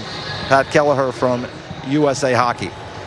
All right, thank you very much. That is a look at the draft floor. Things have slowed down just a little bit here. We've got the Dallas Stars on the clock with pick 179. A couple of picks have gone off the board during that conversation, including at 175, Fabian Wagner, Jason, who won gold with the Swedish team at the U18 World Championships. So we're at that stage in the draft where we're looking at a player who, upon first glance, has got exceptional offensive skill. Like, his best shift offensively is a very productive one. He produces points at the junior level in Sweden. He produced a little bit at the under-18s, but he teased me more than he satisfied me, if you get my drift. There's a lot of inconsistency with his game. So when you get into this stage and you see a kid who's got the element offensively, but his engine isn't running all the time, it tells your development group right away that we have to teach this kid how to go always, because that's what it's going to take to be a pro. Having said all that, he ticks off some of those boxes that we discussed. He's a movement guy, and he has skill. There's a little bit of a chance. I have him as an extra on an NHL roster because he needs to play in the top 6 of your lineup to actually be effective. And Raider, right after the Wagner pick was Jackson Dorrington, who is the distant cousin of the late Art Dorrington. He was the first black player to sign an NHL contract when he joined the Rangers back in 1950. Yeah, it's pretty cool. Jackson Dorrington is 6'2", 192 pounds. He's already developed physically. Fantastic skater. One thing that he's going to need to continue to work on as a left shot defenseman playing in Des Moines USHL is his lateral ability, his turning ability. Otherwise, he's got great skater, great athleticism, loves to play the physical game, steps up in the neutral zone, can close gaps because he's such a great straight line skater. A little more development through the in USHL. Actually, he's moving on to Northeastern University. His older brother Max plays at St. Lawrence University. Northeastern's going to have a great program. Another level he's going to take will improve his skating, but when you have a defenseman who already can skate forward in straight lines, moves the puck well, can play both offensive and defense, and loves to hit, a great acquisition by the Vancouver Canucks. You know who might like to hit? Pick 180, Jack Sparks for the LA Kings. You want to talk about size. 6'8", 233 pounds. Since the 2009 NHL draft, only 2 players that were at least 6'8" have been drafted. He is off to Michigan State University. I want to see Jack Sparks and Kevin Owen maybe do a little rumbling down by that side set. That's a big boy. Bruce Boudreau can be the referee. Is that what you want to? Is that what you're saying? Bruce can get in the ring with them. How about 182, Luke Devlin, Pittsburgh Penguins, Sam? Yeah, super cool. So happy for a friend of mine, Matt Devlin. He's actually the play-by-play voice for the Toronto Raptors. He attended St. Andrews College, the very same place that Matthew Morden went to. And we talked about, judging players in high school and trying to make projection picks. Here's a guy who I think surprised a lot of people when he made the Hlinka Gretzky team for Team USA. He had a point there. Then he goes back into high school and plays really well. Over a point per game there. Power forward type guy. Plays the middle of the ice. Shoots the puck well. He's got size a little bit better than his dad at 6'3", 187 pounds. And this player is going to end up going to Cornell to continue. So probably the perfect pick here in the 6th round. Pittsburgh Penguins, they get that development track that you talk about, Jason, where you get a couple of years to make a decision on the player, yet he still has a chance to play that college schedule. You can work out in between, increase your size, increase your strength, and still play against really good competition. And oh yeah, Dad will like this. He'll have the opportunity to go get a solid education as well. At 179, Matthew Semenov of the Dallas Stars. He was born in Virginia, and at the age of 6, he and his family moved to British Columbia. He's climbed the Great Wall of China, recently started collecting hotel room keys from all over the world and the road trips that he takes. Always a connection there. When you look at the Kamloops Blazers owned by Tom Ghilardi, who owns the Dallas Stars, we've seen picks in the past go from Kamloops to Dallas. Semenov is another one of those guys. They will host the Memorial Cup next year. 183, Boston, Reed Dick. Jason, that's your guy. Another goaltender comes off the board. Reed Dick, this is a polarizing guy who's got a ton of athletic ability. At the CHL Top Prospects game in Kitchener, he was the best goaltender. He's off the charts. Made athletic saves for fun. I mean, he was excellent. He came more on the radar following that game. He followed it up with kind of a mediocre ending to his season. His Team Canada effort at the end of the year was just disjointed. I'm trying to be as fair as I can to this prospect.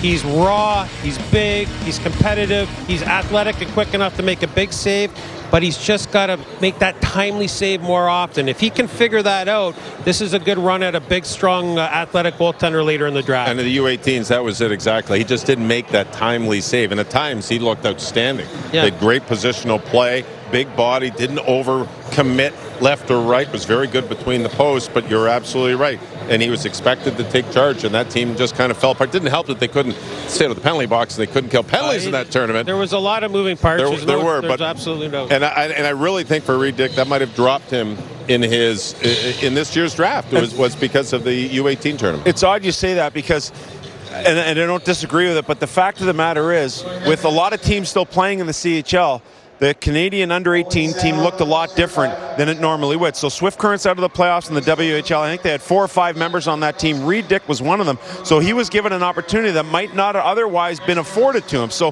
the fact that you get into those situations where you're getting a ton of exposure, sometimes it hurts, sometimes it helps. But you have to think him making that team alone, regardless of how he played, someone saw something to say, hey, down the road, this is a guy that we can develop. So pretty cool that a lot of those Swift Current guys got that opportunity to play in that event.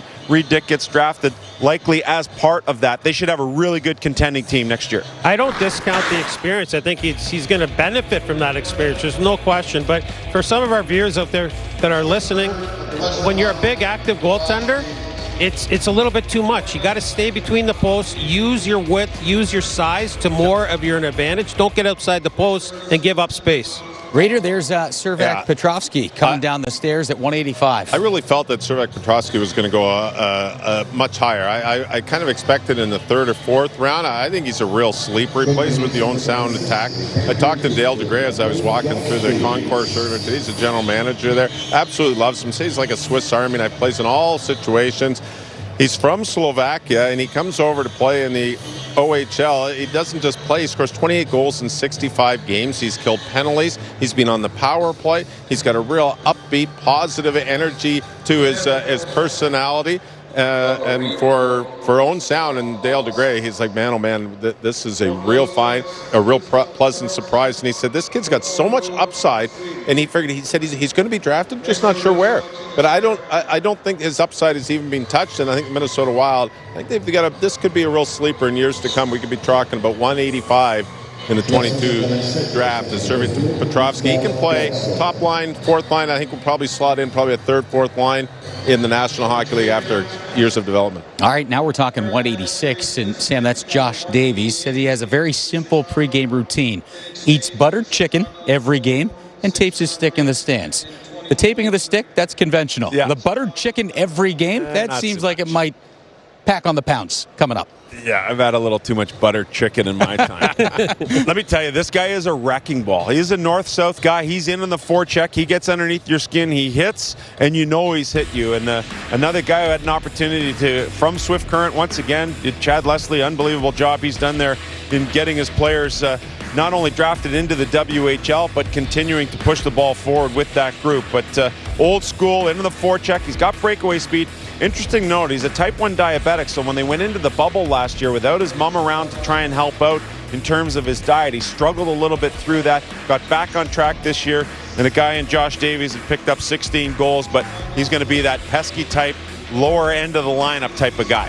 All right, and at 187, Gustav Karlsson to the Buffalo Sabres, tied for second among all J20 National skaters in goals this year at 31. All right, we got to take a quick timeout. When we come back, we'll recap 188, 189, and the rest of round 6 here from Bell Center in Montreal. Draft coverage continues after this.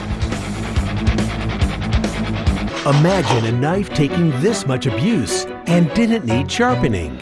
Introducing the incredible NutriBlade knives. They're coated with granite stone non-stick and made of stainless steel, one of the hardest substances on earth. Now everyone can chop, slice, and dice just like a pro.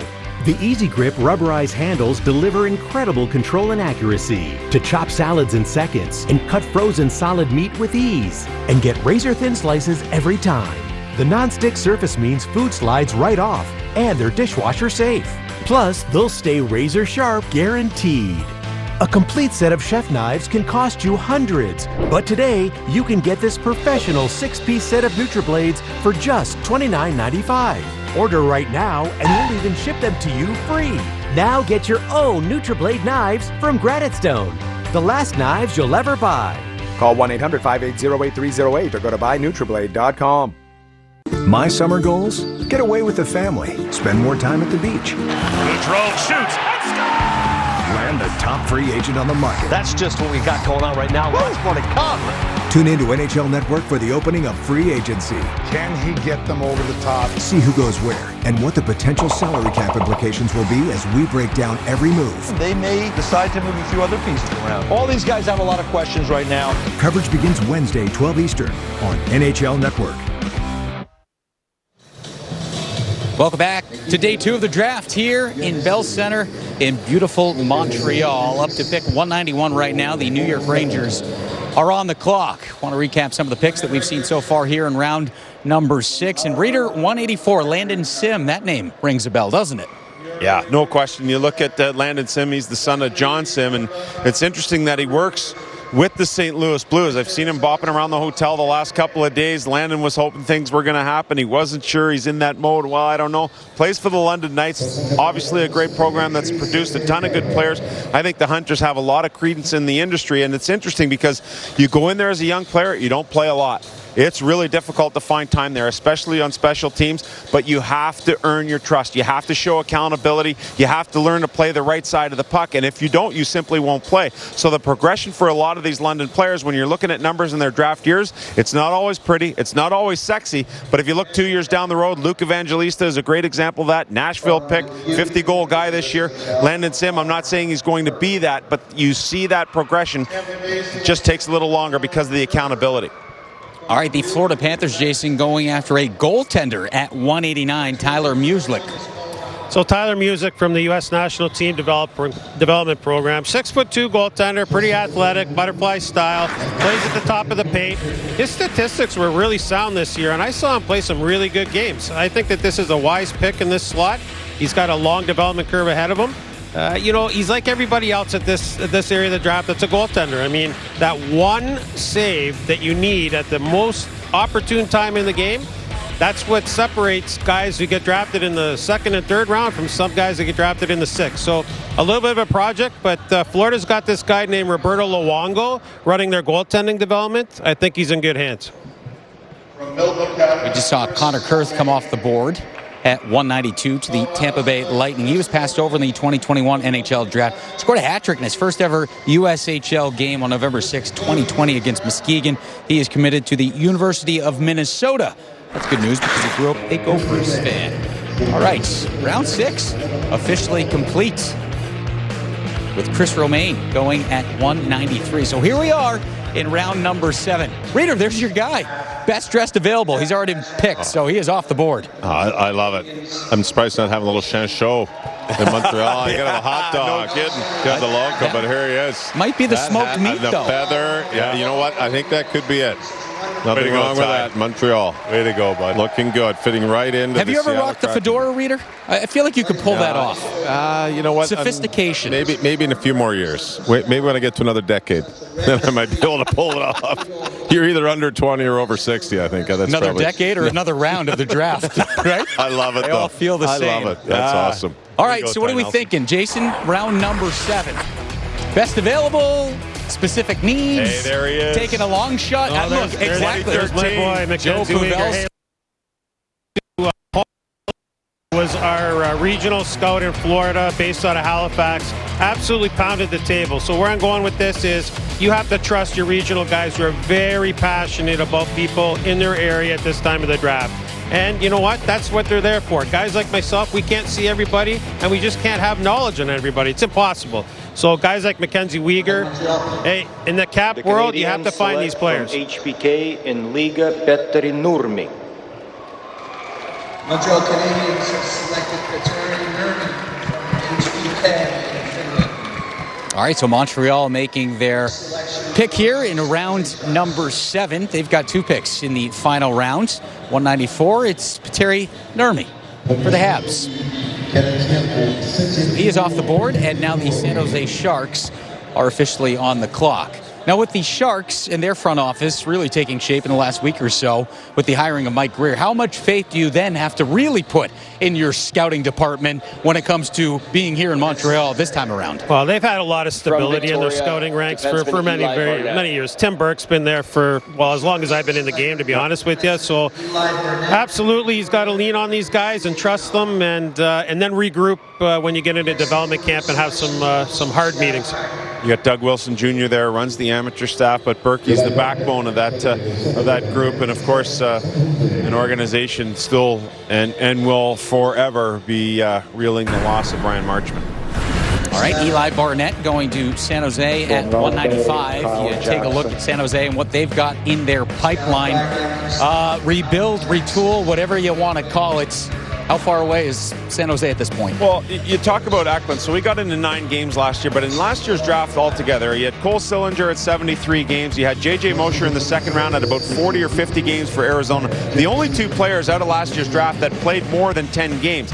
Now you look at this group, yeah, it's a little bit of a long play here. Brandon Coe's an older player, really good, a lot of leadership qualities. He's come on of late. Daniil Gushin is always a guy with high skill. Tristan Robbins is a nice mix of heaviness and skill. And then you have Thomas Bordelou, who I thought was great for the program a couple of years ago. I believe he's at Michigan now, and a guy that a little bit of a smaller player, kind of like Eklund. You can see that maybe a changing of the guard here for what the Sharks are doing, going a little bit smaller, going a little bit more speedy, and a little bit more skilled. Kyle Jackson at 196 to the Seattle Kraken. Jackson was invited to Nashville Preds development camp last summer. He had a monster 2022 postseason for North Bay. Scored 9 times in just 12 games. So there's the player profile on Kyle Jackson. Reader, how far away are the Seattle Kraken from making some noise out in the Pacific Division, do you think? Or is this a longer-term situation? Yeah, it's a longer-term situation for Seattle. I mean, let's be honest. You've got to look at the teams ahead of them. Some team has to fall for any team to move up. And Seattle is that team that's got a long way to move up, and teams are not falling. You've got Minnesota Wild, even though Fiala's not going to be there, they're not falling. You've got St. Louis, you've got Colorado, you've got Dallas is still on their way up. Is Winnipeg going to maybe be that team that Seattle is looking to chase? You got Edmonton and Calgary are on their way up. That's the difficult part of the process of moving up, is who ahead of you is coming down. Seattle has just got to continue to stay the course. They've got 2 excellent centers now by picking up Shane Wright in this year's draft and the number 2 pick overall last year with Matty Beniers. Thank you. Yes, I'm thinking names are flying by me today. I'm thinking about last year. So that's an excellent left-right center combination to start with for Ronnie Francis and the franchise there. They've got to now start looking at building young defensemen, find a young goaltender to come in. There's a long way to go for Seattle, but it's baby steps. They're not the Vegas Golden Knights. No team is going to be able to do that again. Teams that come into the league are going to have to go through the draft, and they're going to have to use the draft to their advantage. And I think Seattle's done a very good job of that.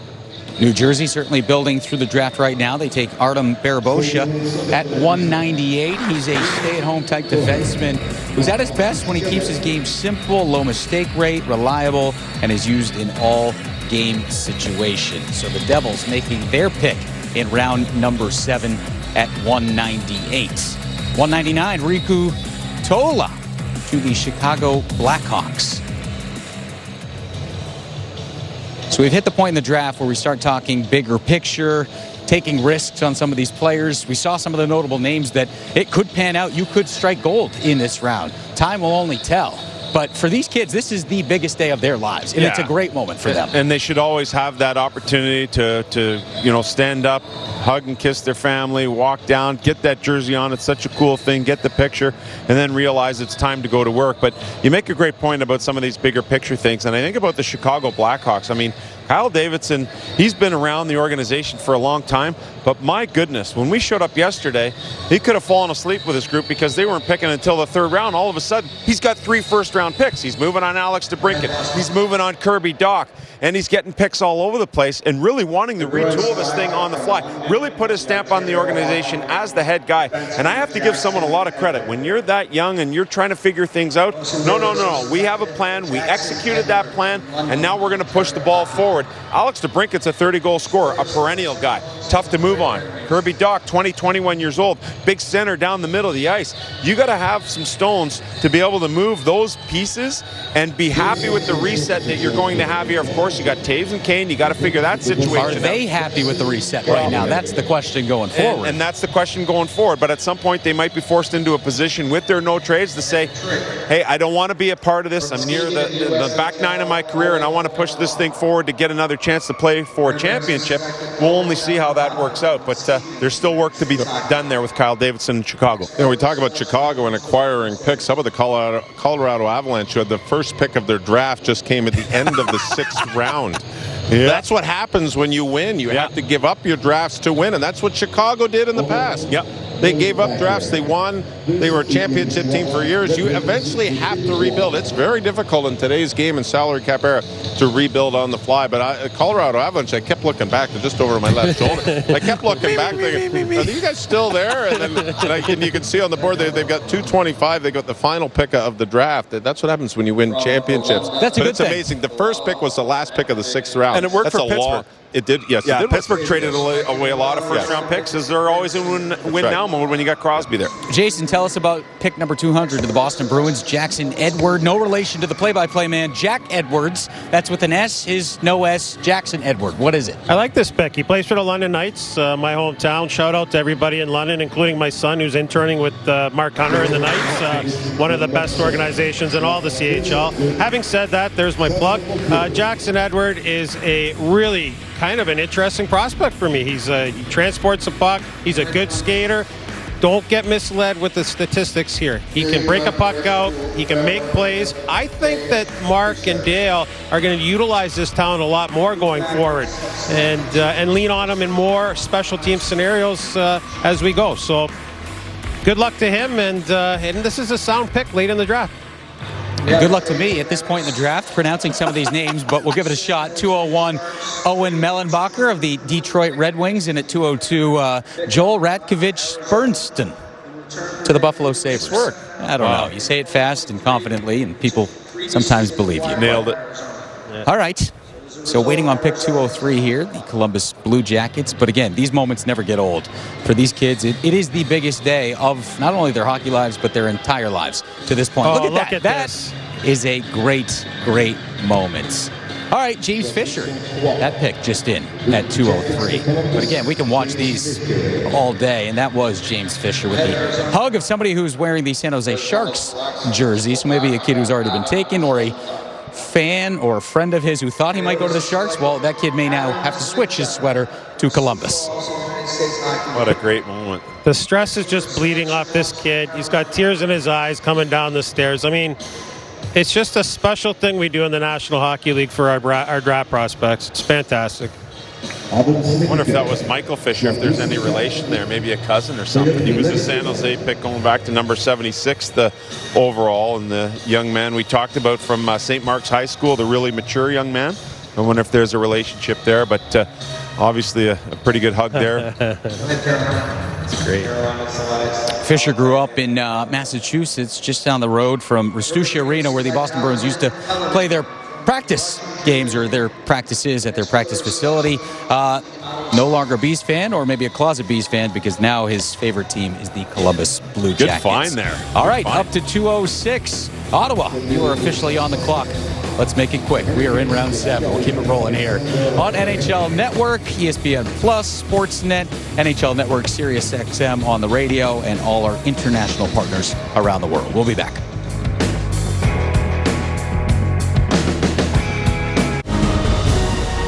Incredible play! The playoffs are full of unforgettable moments.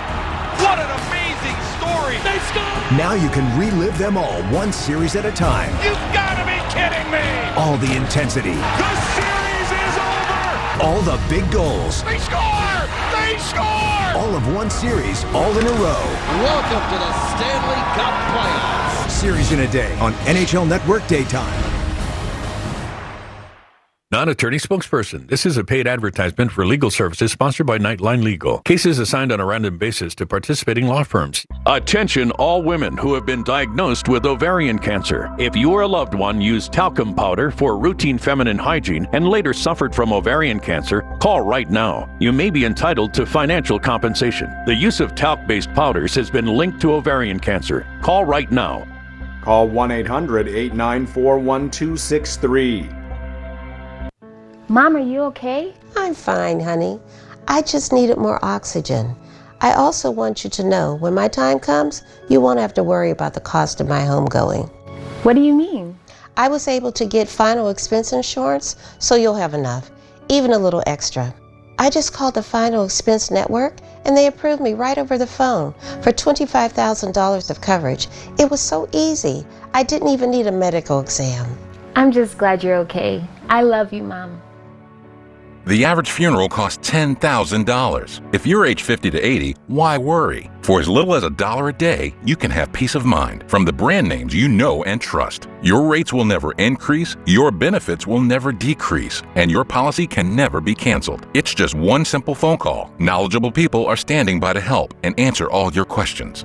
Call now, 800-238-9377. That's 800-238-9377.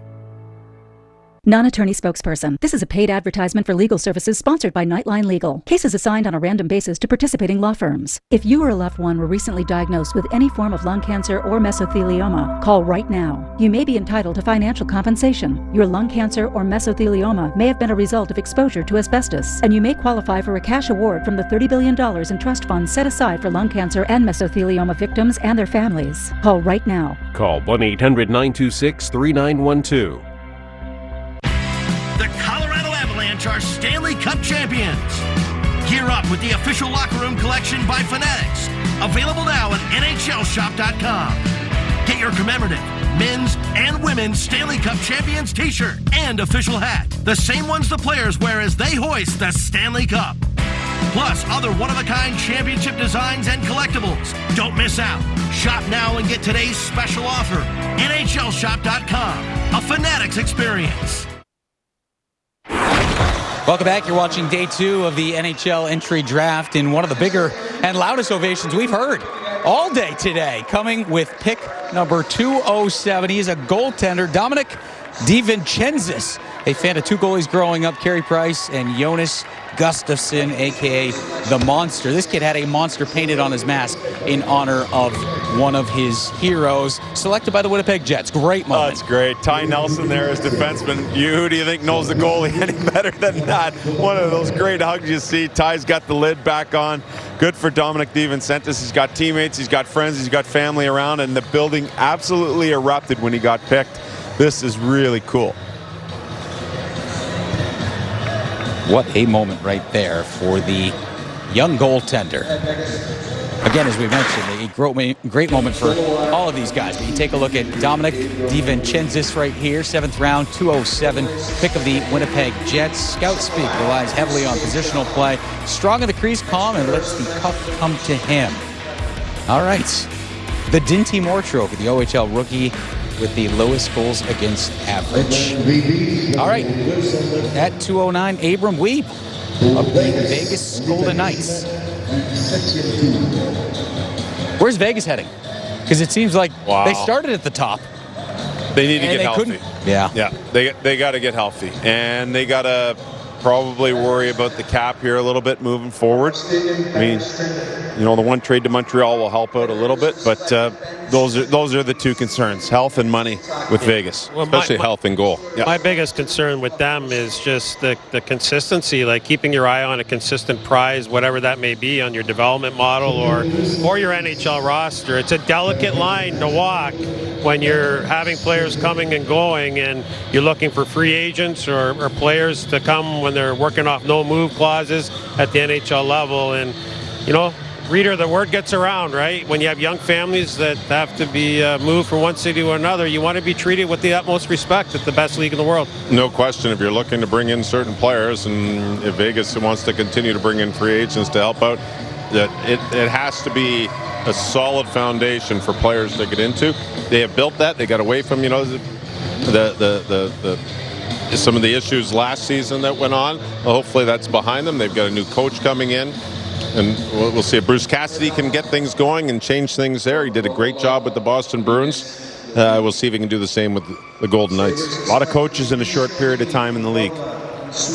Absolutely. Speaking of one of the coaches, we saw Bruce Boudreau down on the floor talking with Kevin Owens.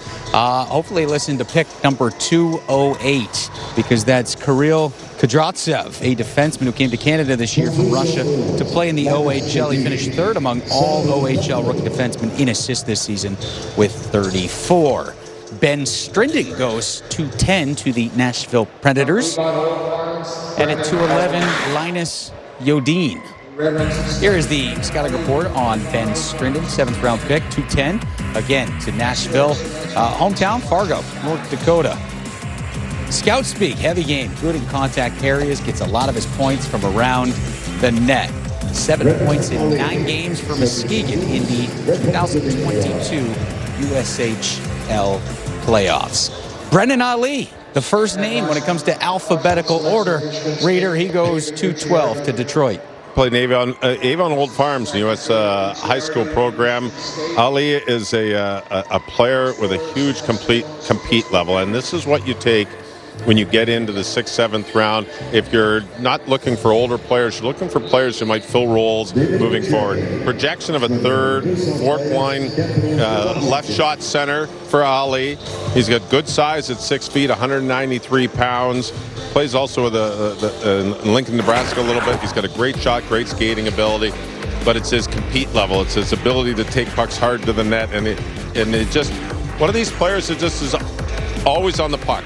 Works hard in every situation, and when you have a player, and most of the scouts have put down, competes hard, Detroit Red Wings want players that are going to compete hard, and when you're in the 6th, 7th round, you're looking for players who want to move up the ladder, and you've got to have that compete level. You can see where they've on farms 15 goals, 27 in 27 games, pretty good touch. And only 3 players have ever been selected in their draft year from a Connecticut high school. Ted Drury, Chris Drury, and John Emmons, all 3 went on to play in the NHL. Brennan Ali hoping that history holds true for that path as well. At 2:13, one thing I just wanted to, go ahead, if Jason. you didn't mind, one thing I wanted to add there, that was a fantastic clip for people who are like me, who are in the scouting business. This is an example. Reader talks about his compete. It's already in place. His mechanics and his stride in open ice are sound. The lack of strength in his core and his push, he's just not getting there yet. So this is the type of player that when I go scout, I'm looking at those mechanics. I'm saying he's got to compete. He looks like he's got above average puck skill. Those mechanics are going to pan out as with more strength. He's going to get better. Cool moment there for Brennan Ali. Great moment for David Gucciardi at 2:13. Reader, this was a kid who was passed over in the 2021 NHL Draft. Led all Michigan State freshman skaters in goals this season with 5. A very interesting journey for Gucciardi. His hometown is Toronto, played in the Don Mills Flyers organization, played a little bit with the Toronto Patriots in 2018-19. Then he moved to the USHL, and 2 years there he played in 4 different teams. And Gucciardi, you said, was passed over. He's also a late birthday. He's a 2002 birthday. This is the 2004 draft. So even though he was eligible in last year, it's his development. He's a great skater. Not necessarily a big point producer at the junior level. He had 11 points in 36 games with the Spartans last season. But he's got a combination of physicality, mobility, and his offensive skills are still developing. Washington Capitals draft an older player, 2002 birthday player. Going to spend some time with Michigan. I'm sure the Caps would think, hey, you have a good 3-4 years there. He's got 3 more.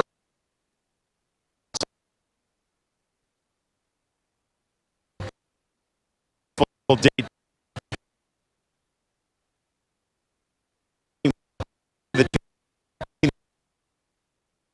Prominent in that area if you're not familiar with it. And that team features the likes of Brennan Othman, who's a first-round pick, Roman Schmidt, who was a draft pick.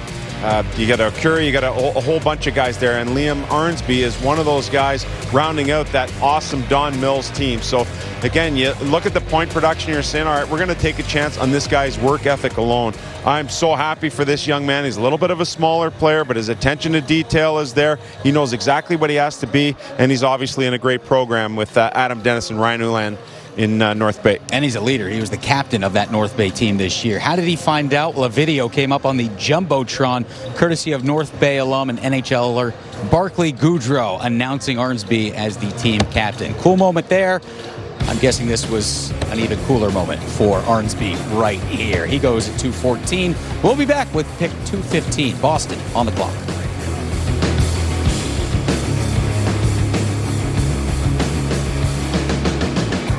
Now you can get your favorite jersey faster than ever at Fanatics.com. Introducing Fanatics MVP with next business day shipping.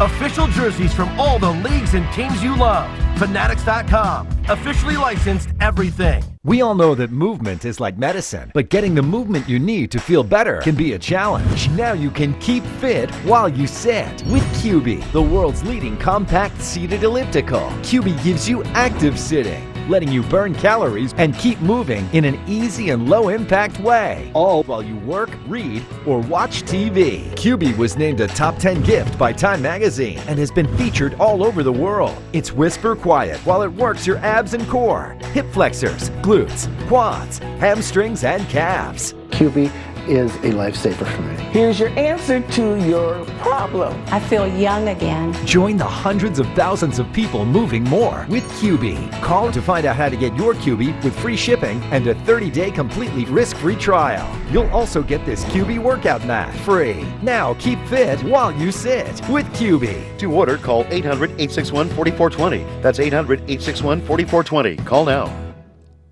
Does shopping for bladder control products have you feeling like you need someone to be on the lookout for you? Now you have your privacy back. We're HDIS, and we home deliver bladder control products directly to you. We're always on the lookout for you. You get free shipping in plain, unmarked boxes. So your private matters, stay private.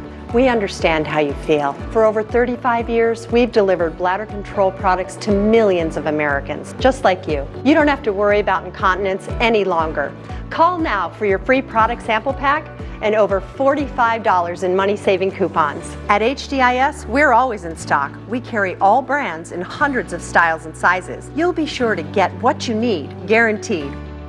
For your free sample pack with your free catalog and $45 in money-saving coupons and free product samples, call 800-469-0250. That's 800-469-0250. It's crazy. It doesn't even really feel real yet. The 2022 NHL Draft will be on site to break down every pick, plus complete coverage of rounds 2 through 7. An exciting night. Coverage continues on NHL Network.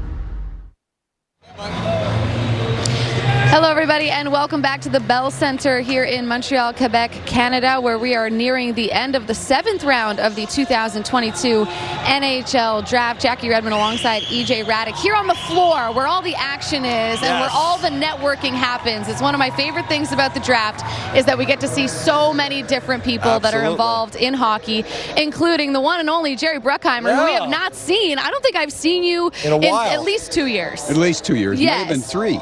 And we got the franchise. Listen, time is a weird thing since the pandemic happened. I have no perception of it. But we how get to are see you all the time on television. If I'm lucky. I have my NHL network on all the time. Very so good. There you go. Thank you. We appreciate you I'm for an that. avid fan. Well, this we know. You love the game. The passion is real. What do you like about the draft? Because the who's who of hockey is always here. Well, it's great to see people that I've watched through my little career that I've had. And watched them, some of them play, some of them great GMs, coaches, general managers, saying hello to them. It's a thrill for me to be here. How is it to be part of ownership? I mean, you've been that now because we taught you back when you guys got a hold of the franchise, but now it's been a couple of years. You've had a whole season under your belt. How was it? Well, I wish we'd have won more, but that's okay. Next time. But we'll get there. We got a great group, great management group. Ron Francis, Todd Lewicki put together a great group of individuals. And so we're very excited about this draft. We got some terrific players.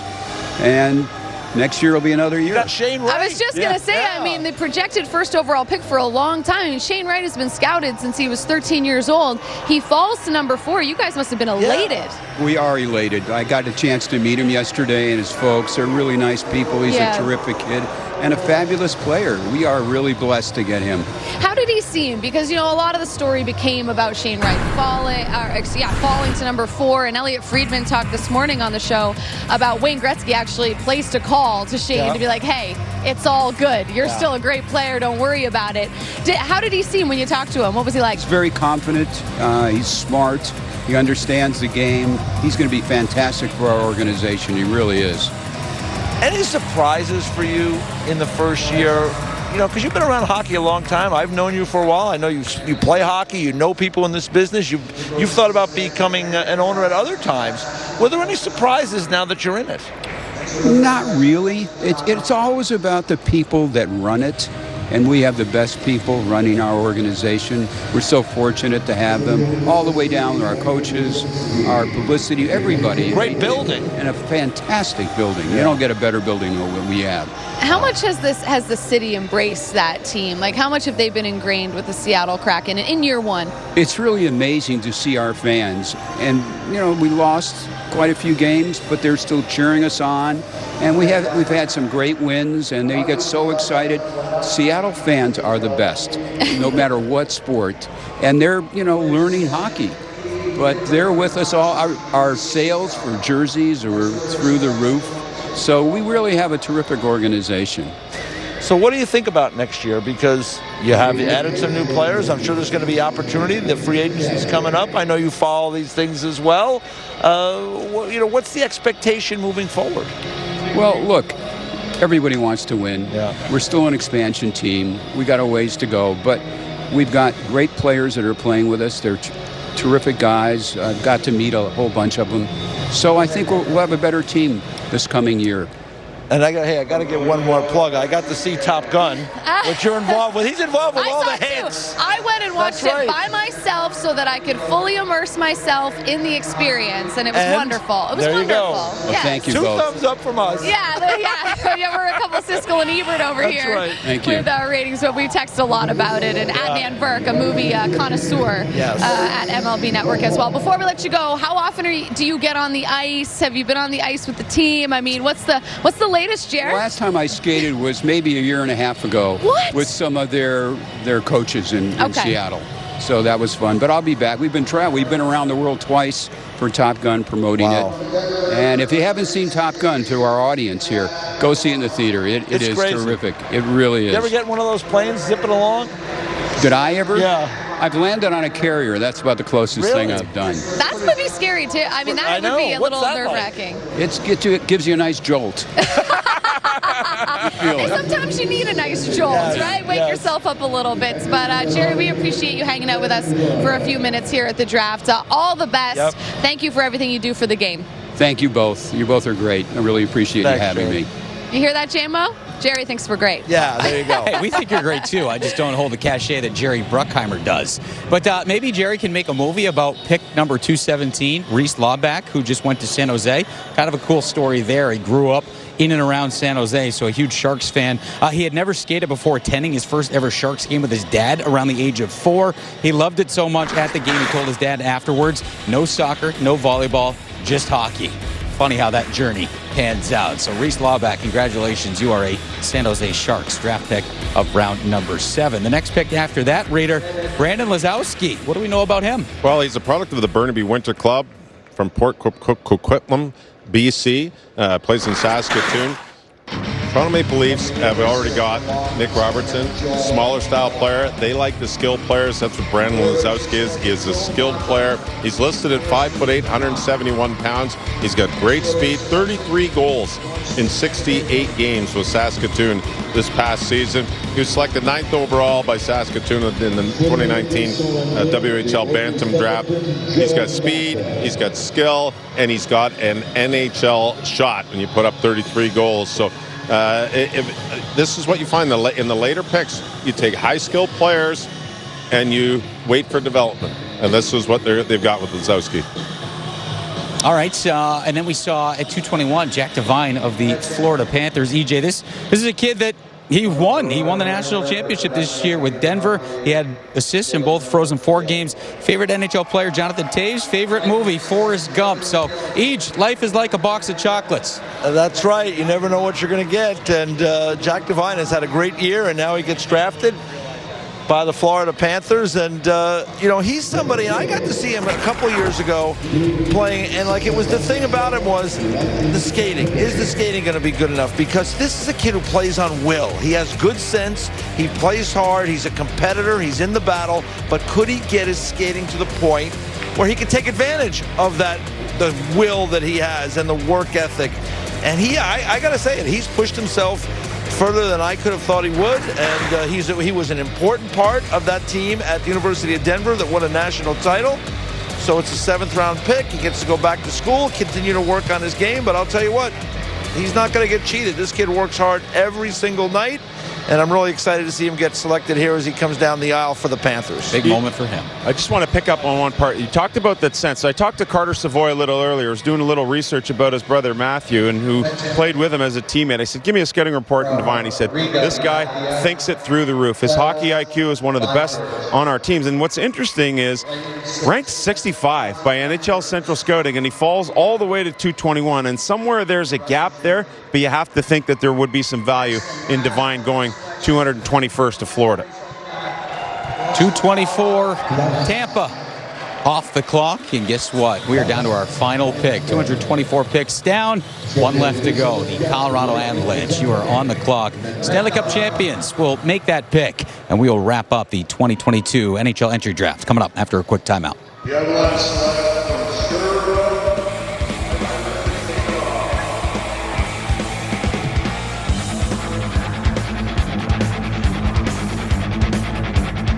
Draft +1.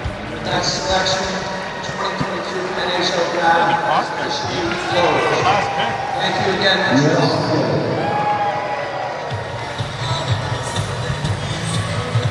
Mesdames, Messieurs, ceci met un terme à la séance de repêchage au Québec 2022 de la Ligue nationale de hockey. Merci de votre présence au Centre Bell. All right, how about 225? The final pick, and he's here. He's in the building, Jason. Ivan Zhigalov, a goalie. This is a fun pick. He's a draft +1. Look at the family. Everybody's here still right to the end. He's a big body goalie, athletic, active.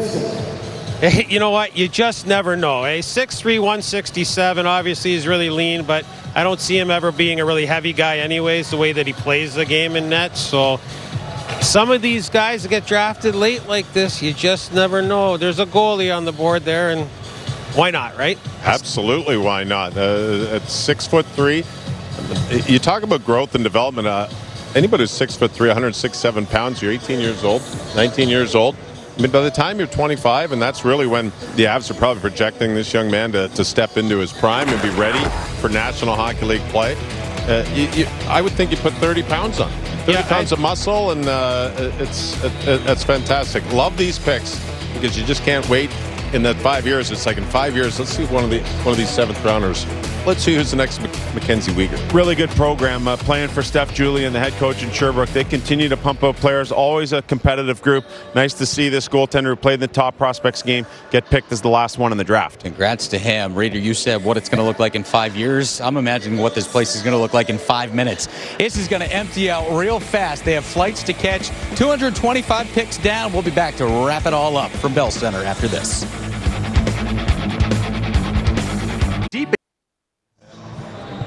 Welcome back to Bell Center here in beautiful Montreal and our coverage of the 2022 NHL entry draft. And what a thrill it was to be back in person. It's been a long couple of years. Last time we did this in person, eye to eye, hand to hand, was in Vancouver.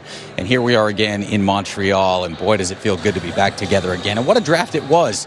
Maybe some surprises on day one. A couple of big moves, trades percolating in the National Hockey League. The kids on the stage right there. The runners. Yeah, right. Every team had the runner, whether it's somebody's son, nephew, niece. And maybe names that we'll be talking about coming up in his nephew there. Yeah, what if one of those players. 28 or something like that, right? Absolutely. One of those become players. That's awesome. Their names called up in the next couple of years. You can say this place is clearing out pretty quickly here. But, Sam, final thoughts on what you saw in this year's draft? Kind of a multinational type draft, just starting with the first couple of picks. Well, super cool. And every country continues to grow. And it's evidenced by what we saw in the first round yesterday. 9 different countries represented, and none more represented than Slovakia. They won their first ever bronze medal at the Olympics. Juraj Slavkovsky goes first overall. He was the MVP of that tournament. The second pick goes to New Jersey. Simon Nemec gets selected there. Right shot defenseman's got really good offensive instincts, and Filip Mesar is the last of the 3 Slovaks to go in the first round. Marian Gaborik was previous high in terms of going third overall. That has been trumped now, and a country that celebrated its bronze at the Olympics must be going crazy with what happened yesterday. Probably partied through the night and well into today. Congratulations, a multinational game for sure. Yeah, to me, that was one of the biggest things. I was at the World Junior Championship before it got shut down. I'm sure you guys were all there. And real quick, I saw Slovakia play 2 games, and those 3 players were huge. And I was like, oh my gosh, these guys are going to be good. And I think the draft proved just how good these 3 young men are going to be. It's going to be a lot of fun watching these guys in the future. There was a time, guys, that we used to have summer vacation in this industry as a scouting staff. Those times are definitely behind us now. So what I'm flipping over right away is I'm looking at the Nashville Predators and some of the trades that they made today. I'm very familiar with David Poile and Jeff Kelty. They traded out of this draft to acquire extra picks for the 2023 draft. And when you look at who their trade partners were, yes, Toronto's a good team. They're going to have their own pick in the 3rd. But the San Jose pick stands out to me because San Jose is a rebuilding organization. That's almost like a 2nd-round pick. All right, never too early to look ahead to 2023. Connor Bedard, we shall see. It was Shane Wright leading up until yesterday, and he fell all the way to 4. All right, that is going to do it for Bell Center and our coverage of the 2022 NHL Draft. Jason, Reader, Sam, thanks so much. None of this happens without the hardworking folks behind the scenes, Lawrence Goldstein, Mike Martin, Steve Tronzano.